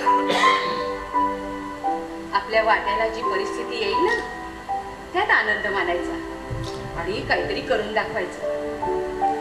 उदास नाही व्हायचं. म्हणजे तुला काय म्हणायचंय? तुझ्यासारखं रडत पडत जगू, मूग गिळून राहू? असं कसं? अगं तू नोकरी करणार आहेस, स्वतःच्या पायावर उभी राहणार आहेस आणि लग्नानंतर तुला तुझी मतं असणार आहेत. माझ्या आणि तुझ्या आयुष्यात फार फरक आहे बरं का? फार फरक.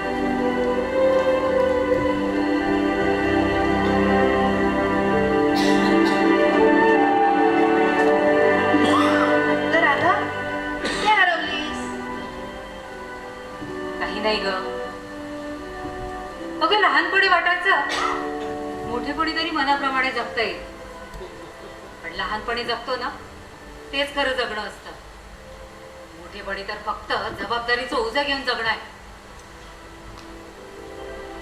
किती विचार करत असतेस? हं? हे बघ, तुमच्या दोघींसाठी माझ्याकडे की नाही एक सरप्राईज आहे. थांबा हा, आत्ता आणते. 2 मिनिट.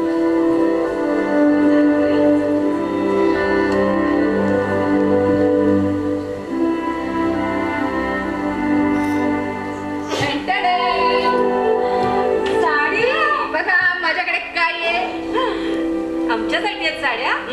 बघा, कोणती कोणाला हवी आहे सांगा. मी मला मी पहिले सांग. मी आधी सांगितलं नाही नाही मला हवी आहे. मला तो कलर छान दिसतो. नाही, मी आणणार. अगं, अगं, बघा, तिला साडी नाही, नाही, नाही, हिलाच साडी. नाही, नाही, अगं, या नाही, साडीकडे मला बघ. साडी नको. नाही, नाही, मला अरे ती बघा बघा तरी. नाही, नको मला.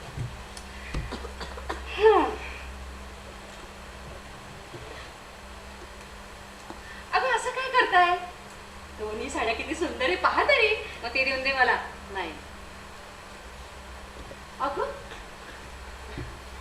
फक्त रंगच तर वेगळा आहे, बाकी सगळं सारखं आहे. मग तीच घेते मी. तरी मी त्या दुकानदाराला सांगत होतो की दोन्ही साड्या मला एकाच रंगाच्या हव्या आहेत म्हणून. मला माहीतच होत. करा ना थोडस कॉम्प्रोमाइज. नाही, ती मलाच पाहिजे. अगं सुद्धा मग तू असं कर, तूच ठेवून घेती. राधाटलेलाही देऊ नको आणि मलाही देऊ नको. मी अगं असं कसं? तुमच्या दोघींसाठी आणलंय की नाही, मग निवडा ना त्यातली एक कुठली तरी. मग असंच कर, तूच ठेवून घे. आणि नाहीतर मग तूच सांग की कोणती कोणाला दे. नक्की चालेल तुम्हाला दोघींना? मग चला डोळे बंद करा. ही साडी, ही साडी, ही साडी,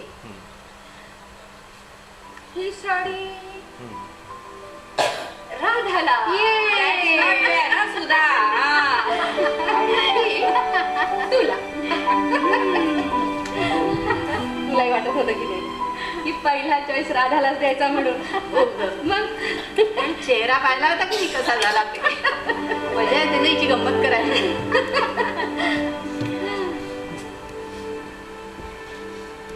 कुठे मिळाला ग हिला तरी चॉईस?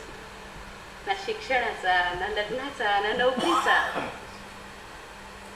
की फक्त आपल्याजवळ बोलून दाखवते तिला काय हवंय तेवढं, नाही का? खूप मस्त आहे हा साडी. आवडली ना? मग राधाबाई, साडी तर मस्त दिसते, पण एक ऐका, स्वतःचं स्वत्व हे जपता यायला पाहिजे आणि बोलता यायला पाहिजे. अगं स्वतःच्या मतांवर ठाम राहता आलं पाहिजे, हो की नाही? हे मात्र बरोबर. हे पण काय छान दिसताय तुम्ही दोघी जणी, अगदी महालक्ष्म्या. आपण एक रील करायची का ग? रीती करते तशी. हा, अगदी तशीच. हो. पण या मॅडमला जाणणार आहे का? हो बाई, सांग आधी काय ते. हो, कारण यांचं प्रोफेशन. उद्या रील व्हायरल झाली तर लोक म्हणतील बापरे मॅडमचं हे काय चालू आहे. हो बाई, का नाही चालणार? का नाही चालणार? आम्ही काही माणसं नाही. आणि जनसंपर्काचं कितीही मोठं प्रोफाईल असलं तरी आम्हालाही प्रेम आहे, भावना आहे, तुमच्यासारखे मित्रमैत्रिणी आहे आणि हौस करण्याची इच्छा आहे. सोशल मीडियावर तर जरूर टाक, इंस्टावर टाक, फेसबुकवर टाक, अजून कशावर टाक. पण व्हायरल व्हायला हवी, म्हणजे हिचे फॉलोअर्स वाढतील. मी माझा मोबाईल आणते. अगं आपण व्हिडिओ कोण करणार? आपण सांगू ना कोणाला सांगणार आहे? इंदाणे सरांना सांग ना. हो खरंच. थांब हं. सर प्लीज आमचा व्हिडिओ करा ना. थँक्यू. काय करायचं? थांब, मी सांगायचं. हा सांग ना. नाही दे. तिला सांगू दे. ते गुलाबी साडी आणि सजना ए, वगैरे ते नको. नको. दुसरं काहीतरी गाणं सांग ना. हा. सांग ना. आपण कॅटवॉक करू. कॅटवॉक? हा. जमणार आहे? ती येतो कोणाला? फक्त सेंटर घ्यायचं, स्टाईल मारायची आणि उभं राहायचं. खरंच? चुकलं तर? चुकू दे. ठीक आहे मग. चल करून बघूया. चला. चला. इकडून जाऊ बस.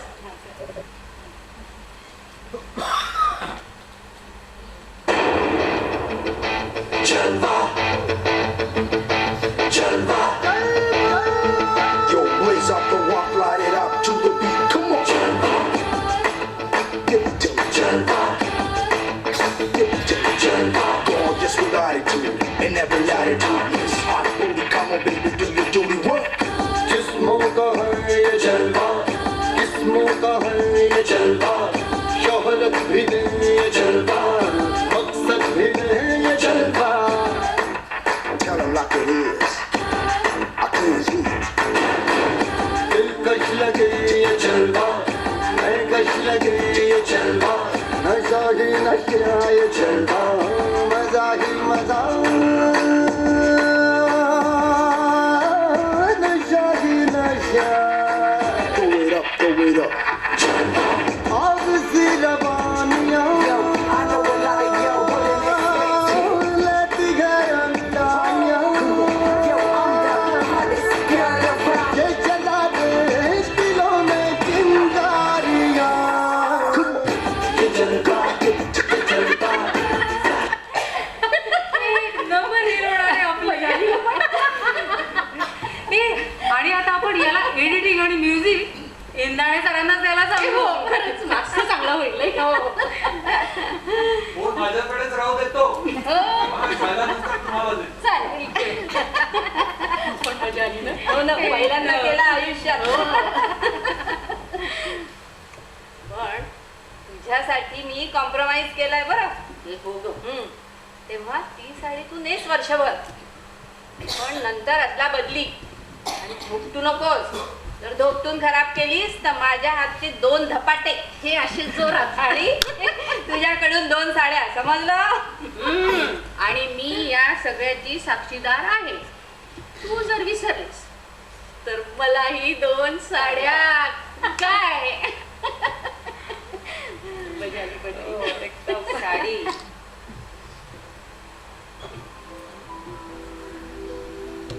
या साडीतल्या आयुष्यापेक्षा साडी सारखं आयुष्य असतं आपलं तर.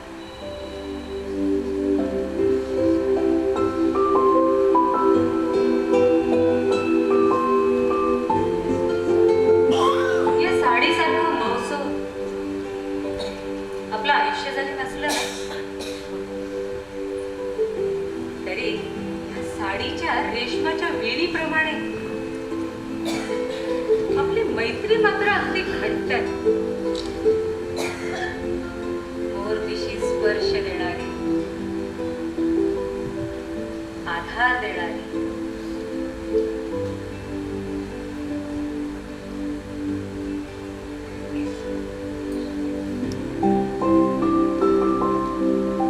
पण कधी कधी वाटतं इच्छा नसतानाही बँकांच्या परीक्षा दिल्या, मनात नसूनही बाबांच्या म्हणण्याने त्यांनी पसंत केलेल्या मुलाशी लग्न करून संसारही सुरू केला. इतकी कमजोर होती का ग मी? माझे स्वप्न पूर्ण करण्याची माझ्यातच ताकद नव्हती की आत्मविश्वासच नव्हता? इतकी कमजोर, केविलवाणी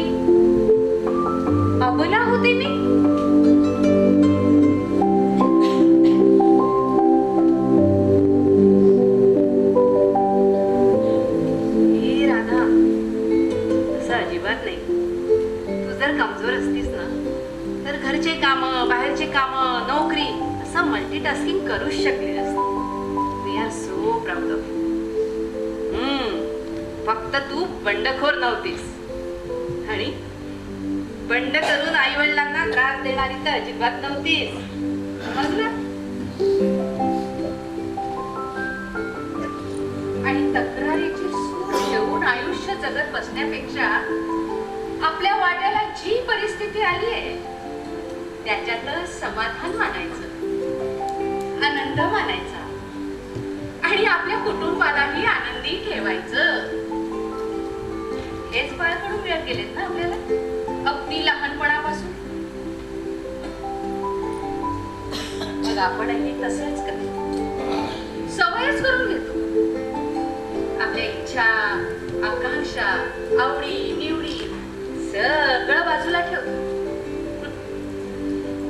आणि आपल्या कुटुंबाच्या आनंदात, प्रगतीतच आनंद मानायला लागतो. ते सुद्धा सकारात्मक दृष्टिकोन ठेवून.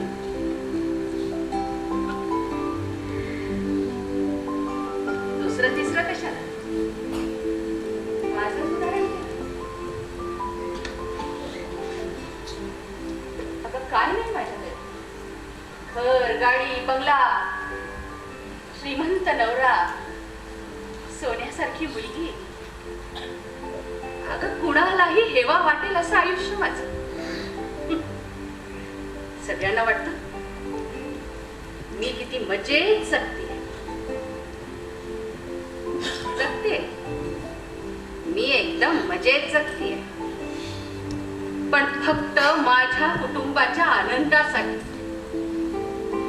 माझ्या स्वतःसाठी, माझ्या स्वतःच्या अस्तित्वासाठी मी काही केलंय?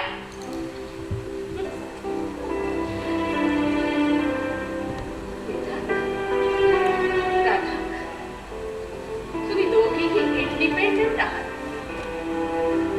अगं समाजात तुमचं दोघींचं काहीतरी स्थान आहे. पण मी मात्र सदैव कुणावर न कुणावर अवलंबून असले. लहानपणी आई वडिलांनी वाढवली तशी आणि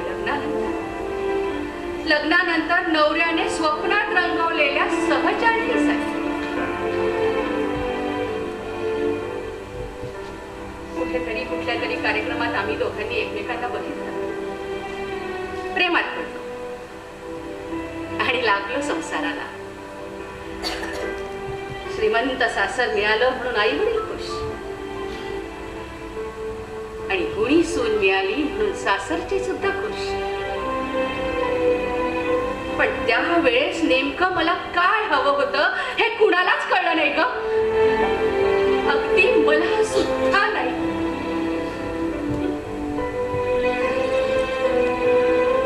मग मी लग्नानंतरच्या सगळ्या भूमिकांमध्ये रंगून गेले. अगदी स्वतःचा काहीही विचार न करता प्रत्येकाच्या असं मागे पुढे फिरायला लागले. कुणाला काय हवंय काय नकोय हे जातीने बघायला लागले. कारण मी त्यांच्यावर जीवापाड प्रेम करते. मला वाटायचं की मधुराचं, रमेशचं माझ्याशिवाय पानं चालत नाही. मीच या घराचा आधार स्तंभ आहे. पण तसं नव्हतंच. अगं नसतंच. आम्हा गृहिणींना फक्त गृहीतच धरल्या जातं ग. स्वतःच्या इच्छा, अपेक्षा, आवडी निवडी सगळं विसरून जायचं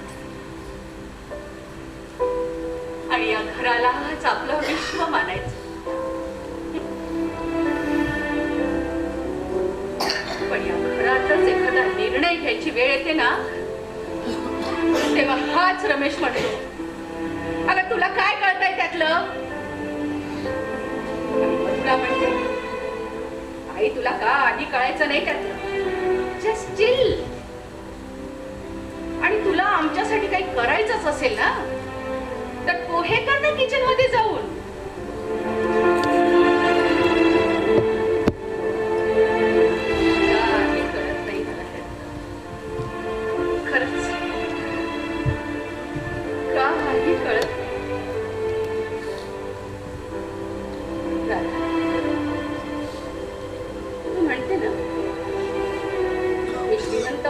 राणी? हो, आहे मी श्रीमंत पतीची राणी, पण फक्त एक हाऊसवाईफ. आणि हे हाऊसवाईफ म्हणायला छान वाटत नाही ना, म्हणून स्वतःला होम मेकर म्हणून घ्यायचं. Home maker.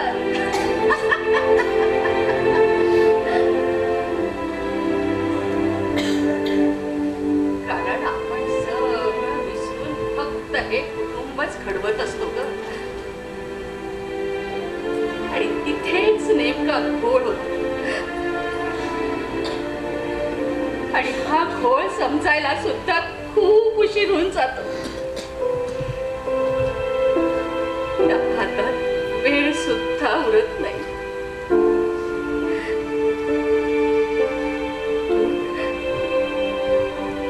मग या हतबल झालेल्या मनाला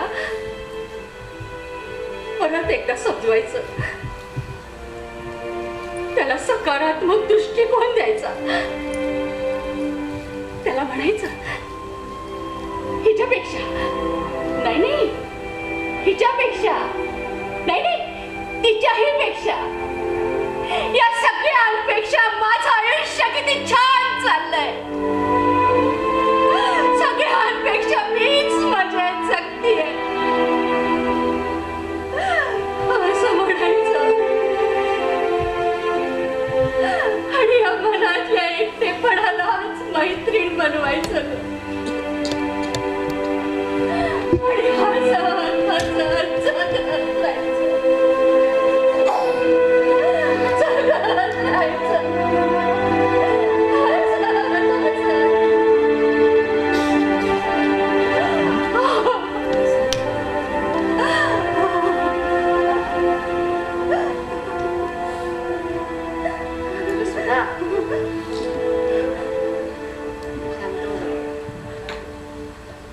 अगं असा का विचार करतेस?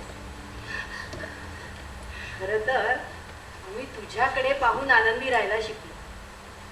तूच तेव्हा म्हणायची, उदास होऊ नका, उदास राहू नका. आणि तसं वाटलंच तर जीवनातले आनंदी क्षण आठवण. सुद्धा तुझ्या ना आता जबाबदाऱ्या कमी त्यामुळे तुला पुष्कळ रिकामा वेळ असतो.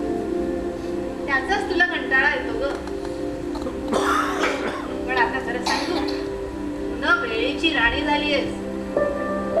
रिकाम्या वेळेचा उपयोग तू स्वतःसाठी करून घे, स्वतःच्या आवडीनिवडींसाठी करून घे. मग बघ, म्हणतात ना, देर आहे दुरुस्त आहे, और क्या. खरं सुद्धा अगं तुझ्या इष्टेपणाचं तू काहीही करू शकतेस. आवडी निवडी जपू शकते, मित्र मैत्रिणींकडे जाऊ शकते. आणि तू प्लेयर आहेस. एखादा आउटडोर स्पोर्ट क्लब जॉईन करू शकते. अगं किती मस्त चाललंय तुझं. मधुराला लहानाचं मोठं केलंस, मोठं होताना बघितलंस. तिच्या बाललीला, तिचे बोबडे बोल, तिचं शिक्षण, तिचं स्वप्न, तिच्या खोड्या, या सगळ्याची साक्षीदार आहेस तू. हा सगळा आनंद मनसोक्त लुटलाय आणि या सगळ्या गोष्टींचा अनुभवही घेतलायस तू.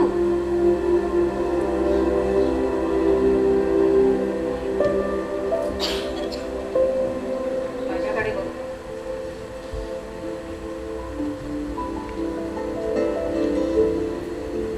मला यातलं काहीही मिळालेलं नाही. मी मात्र घर आणि नोकरी यातच गुरफटले. मुलांना पाळण्याघराच्या हवाली करायचं, 8-8 तास मनावर ताबा ठेवून बँकेची नोकरी करायची. परत येताना मुलांना घेऊन यायचं, घरकाम स्वयंपाक सगळं आटवायचं.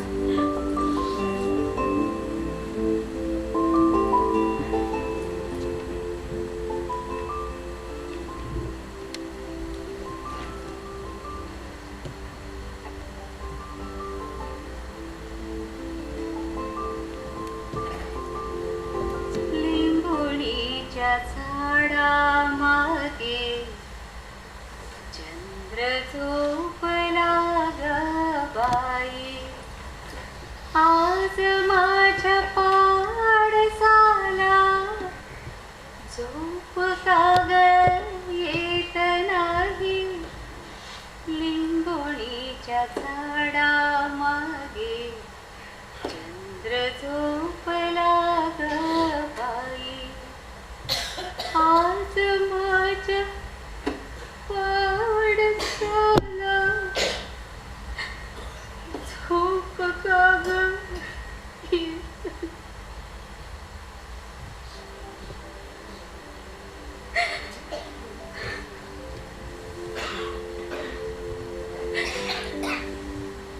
झोपलेल्या मुलांना अंगाई.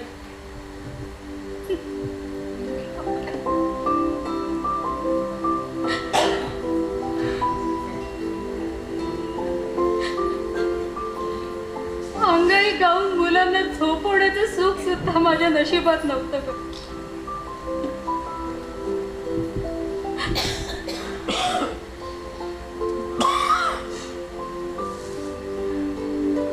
पुन्हा दुसऱ्या दिवशी यांचा डबा, मुलांचा खाऊ, बँकेची तयारी, ऑडिटची तयारी. बँकेत गेल्यावर मुलं जेवली असतील ना याची काळजी, घरी आल्यावर घराच्या कामाची ऑडिटची काळजी, सासऱ्यांचं आजारपण, सणवार, येणारे जाणारे पै पाहुणे. नुसती तारेवरची कसरत चालू होती ग. चालू आहे. मुलं मोठी झाली पण तरीही सकाळच्या 5 वाजेपासून रात्रीच्या 12 वाजेपर्यंत घड्याळीच्या काट्याप्रमाणे घर घर घर घर फिरत असते मी.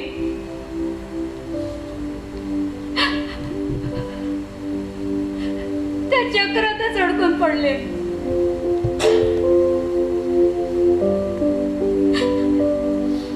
कधी आई म्हणून, कधी सून म्हणून, कधी बहीण म्हणून, कधी वहिनी म्हणून. राहिलं सायला त्या बँकेच्या मॅनेजरच्या हाताखालची कारकून म्हणून. प्रत्येकाच्या तालावर नाचणारी गुलाम. फक्त गुलाम झालीये मी.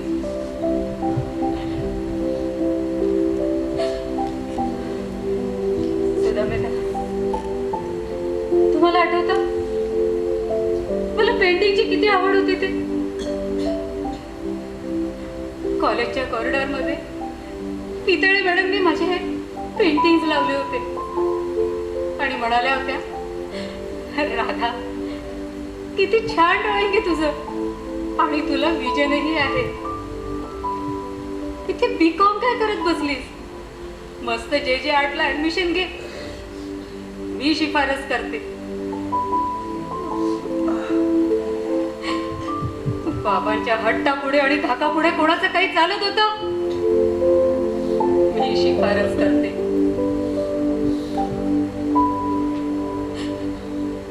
बाबांच्याच म्हणण्याने शिक्षण घेतलं, बाबांच्याच म्हणण्याने नोकरीही केली आणि त्यांनीच निवडलेल्या मुलाशी लग्नही केलं.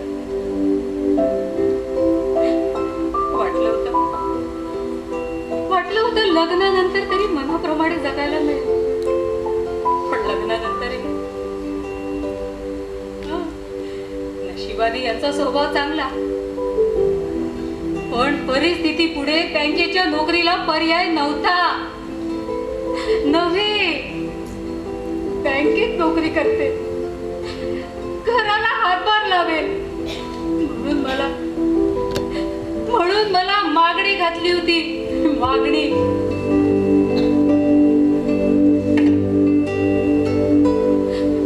घरात सासऱ्यांचा आजारपण, बाई माणूस म्हणून कोणी नाही. घरचं करा, बाहेरचं करा, मुलांचं करा, नवऱ्याचं करा, वरून नोकरीही करा.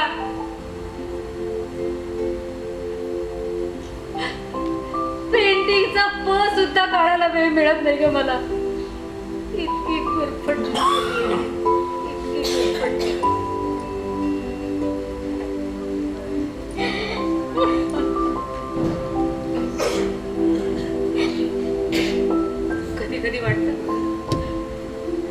वाटतं एखाद्या काण्याला झोपलेल्या बैलाप्रमाणे गोल गोल फिरता फिरता कधीतरी संपून जाईल का मी, कधीतरी संपून जाईल. कदाचित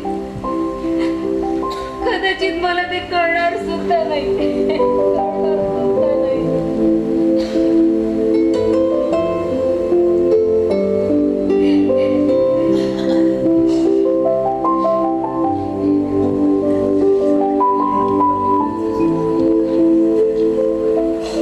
ए वेडाबाई, बरं सांगतो.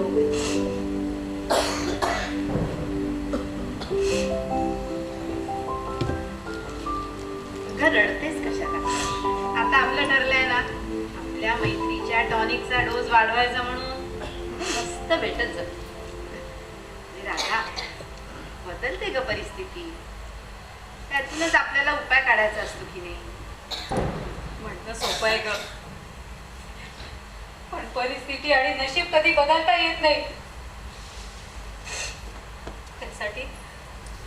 त्यासाठी तुझ्यासारखं नशीबवान असावं लागतं.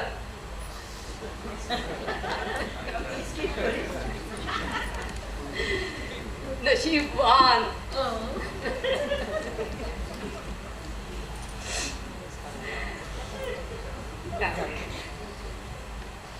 खरंच मी आहे का नशीबवान? आणि नशिबावरच सगळं अवलंबून असतं का?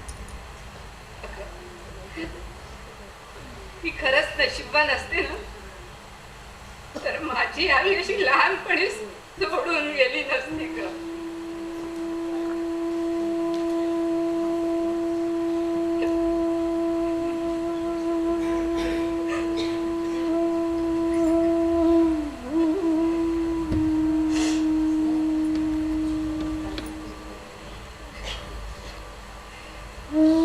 काय कमी उलथापालथ झाली माझ्या आयुष्यात? अगं काय कमी संकट आली? पण राधा, सुखी माणसाचा सदरा हा कुणाला मिळत नसतो. तो आपल्याला शिवावा लागतो. म्हणूनच मी प्रत्येक कठीण परिस्थितीला एक संधी समजत आहे आणि त्या संधीचं सोनं करण्याचा प्रयत्न केला. त्या परिस्थितीत कधी अडकून पडले नाही, त्या परिस्थितीशी झगडत राहिले. त्याच परिस्थितीने आज मला इथे पोहोचवलंय, मला घडवलंय. पण परिस्थिती बदलायची म्हटलं ना, तर स्वतःला खंबीर बनवावंच लागतं. कितीतरी संकट येतात, कधी कधी तर अगदी संपल्यासारखं वाटतं.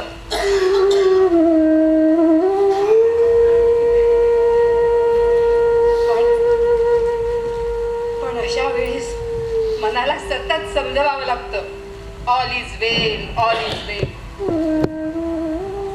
आणि पुढे जावं लागतं.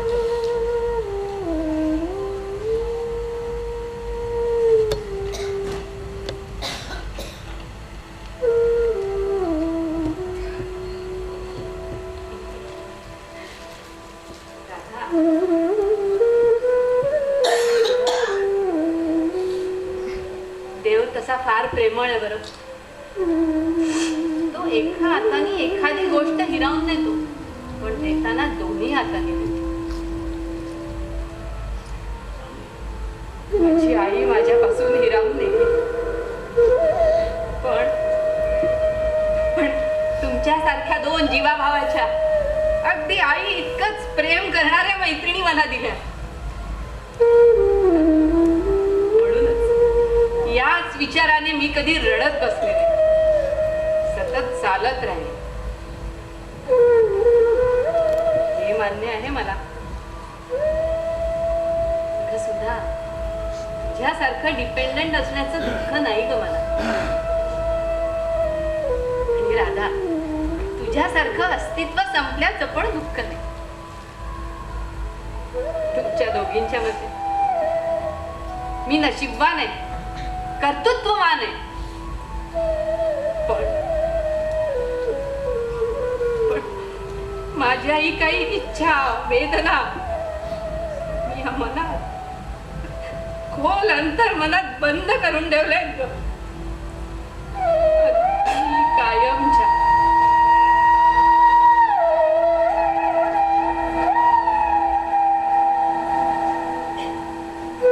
आज माझ्या हातात अधिकार आहे,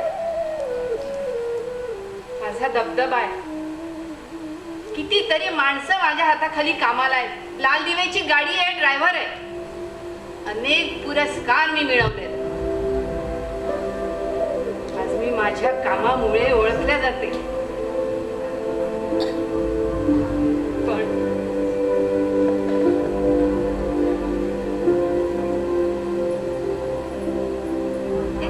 तुम्हाला आठवतं का ग?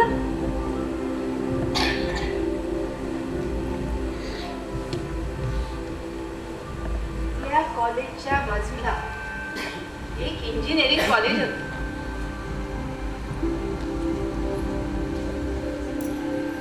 ते शिकणारा रोहन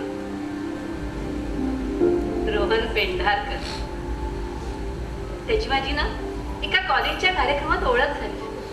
ओळख वाढली, भेटी वाढल्या आणि आम्ही एकमेकांच्या प्रेमातच पडलो. खूप जपायचा रोहन मला, मस्त हवेत होतो. मी तर लग्नाची स्वप्न पण बघायला लागले होते. आईच्या प्रेमाला पारखी झालेली मी रोहनच्या प्रेमात नाहून निघत होतो.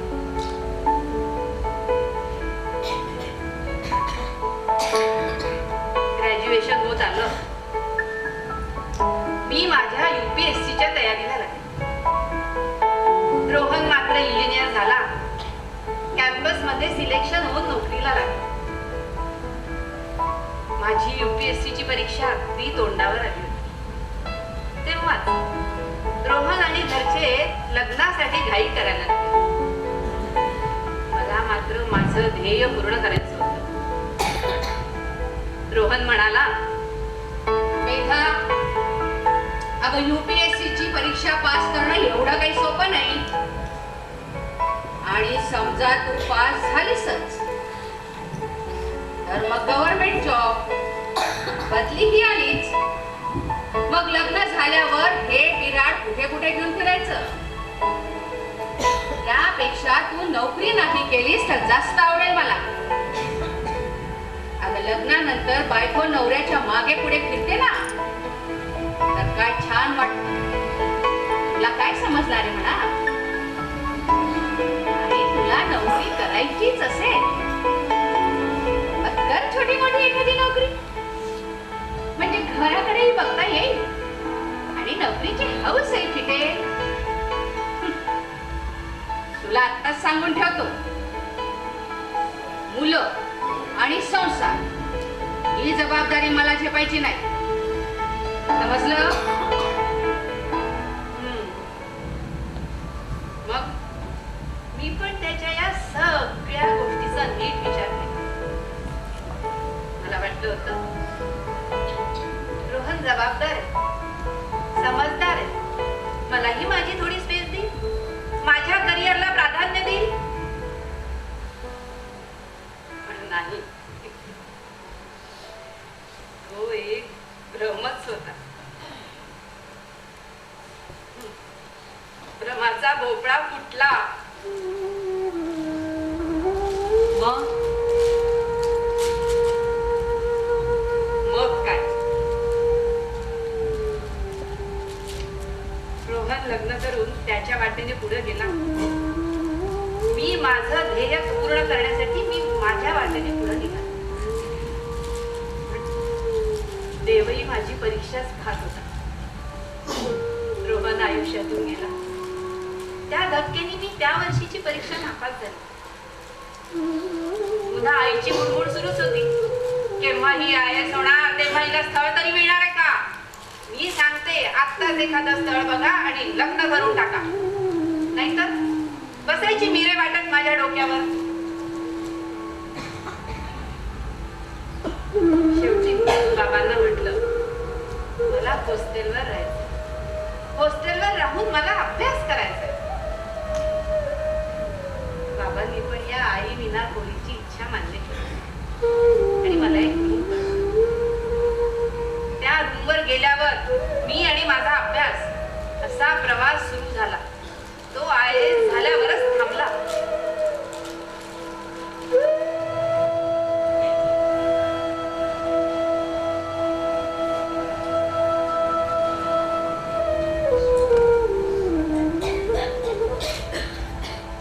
पण मग नंतर लग्न का नाही केलं?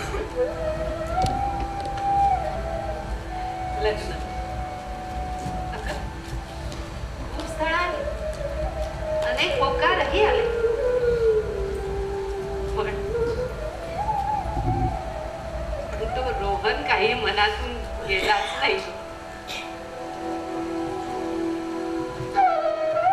मग त्यालाच विसरण्यासाठी मी स्वतःला अभ्यासात झोकून दिले आणि IAS होऊन दाखवले. त्याचबरोबर मी सोशल वर्क सुरू केलं. अनाथ मुलांसाठी, वृद्धांसाठी, स्त्रियांसाठी मी काम करू लागले. अगदी स्वतःला विसरून काम केलं. मी माझं एक ऑफिसही उघडलं. त्या ऑफिसमध्ये ना अनेक गरजू स्त्रिया मदत मागत आहेत. पण जेव्हा त्यात एखादी स्त्री स्वतःच्या ताणुल्यासहित येते ना, तेव्हा मात्र माझं मन मातृत्वासाठी अस्वस्थ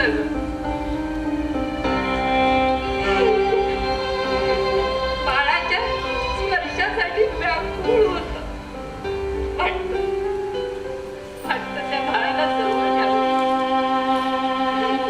घ्यावं, कुशीत घ्यावं.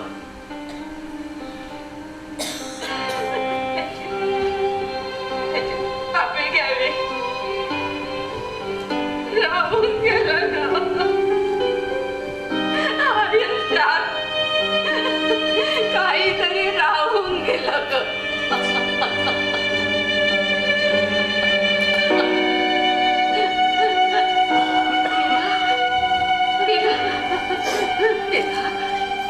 शांत हो बेटा, शांत हो, शांत हो.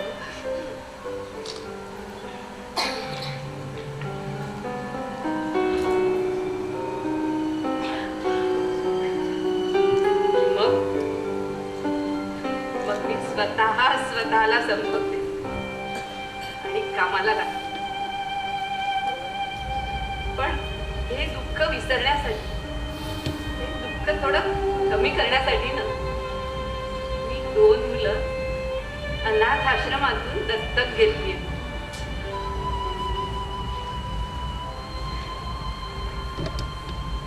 जेव्हा मी घरी जाते ना, तेव्हा त्यांची दंगामस्ती पाहते, त्यांचा चिवचिवाट ऐकते, तेव्हा कसं घर भरल्यासारखं वाटतं. खूप आनंद मिळतो मनाला. आता पुढल्या वेळेस येईल ना, तेव्हा नक्की मी घेऊन येईल तुम्हाला भेटायला. नक्की ग.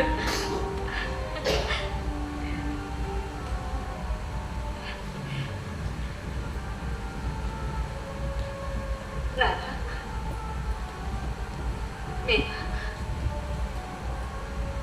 आपण साऱ्याच अशाच असतो का? काहीतरी राहून गेलेल्या, काहीतरी हरवून बसलेल्या, तरीही आपण जगतच असतो ग. हसत हसत या जगाच्या समोर जातच असतो. कसं जमतं का आपल्यालाही? नक्कीच नक्कीच देवानेच आपल्याला काहीतरी वरदान दिले. हो,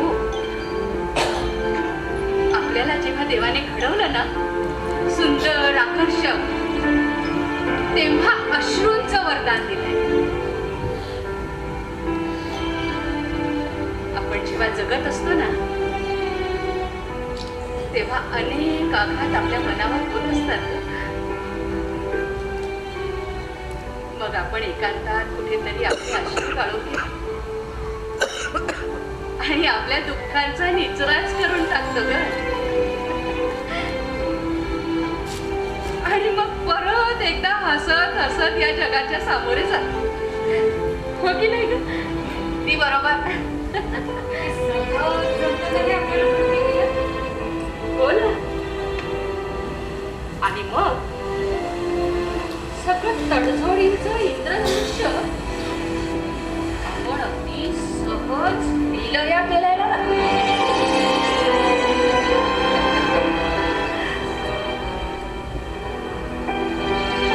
मला काय वाटतं, आपल्या आवडी निवडी, इच्छा आकांक्षा आणि आपल्या जबाबदाऱ्या त्याचा जर असा सेतू आपल्याला बांधता आला ना,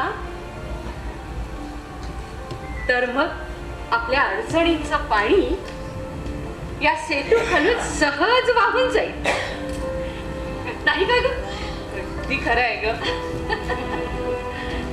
आणि मग पण आनंदाने अगदी मनाला वाटतं तसं अगदी स्वच्छ मस्त जगायला लागू आपण. हो की नाही? बरोबर. आणि स्त्रिया जेव्हा ठरवतात काहीतरी करून दाखवायचं, तेव्हा त्या करूनच दाखवतात. म्हणूनच म्हटलंय ना, practice makes man perfect but woman is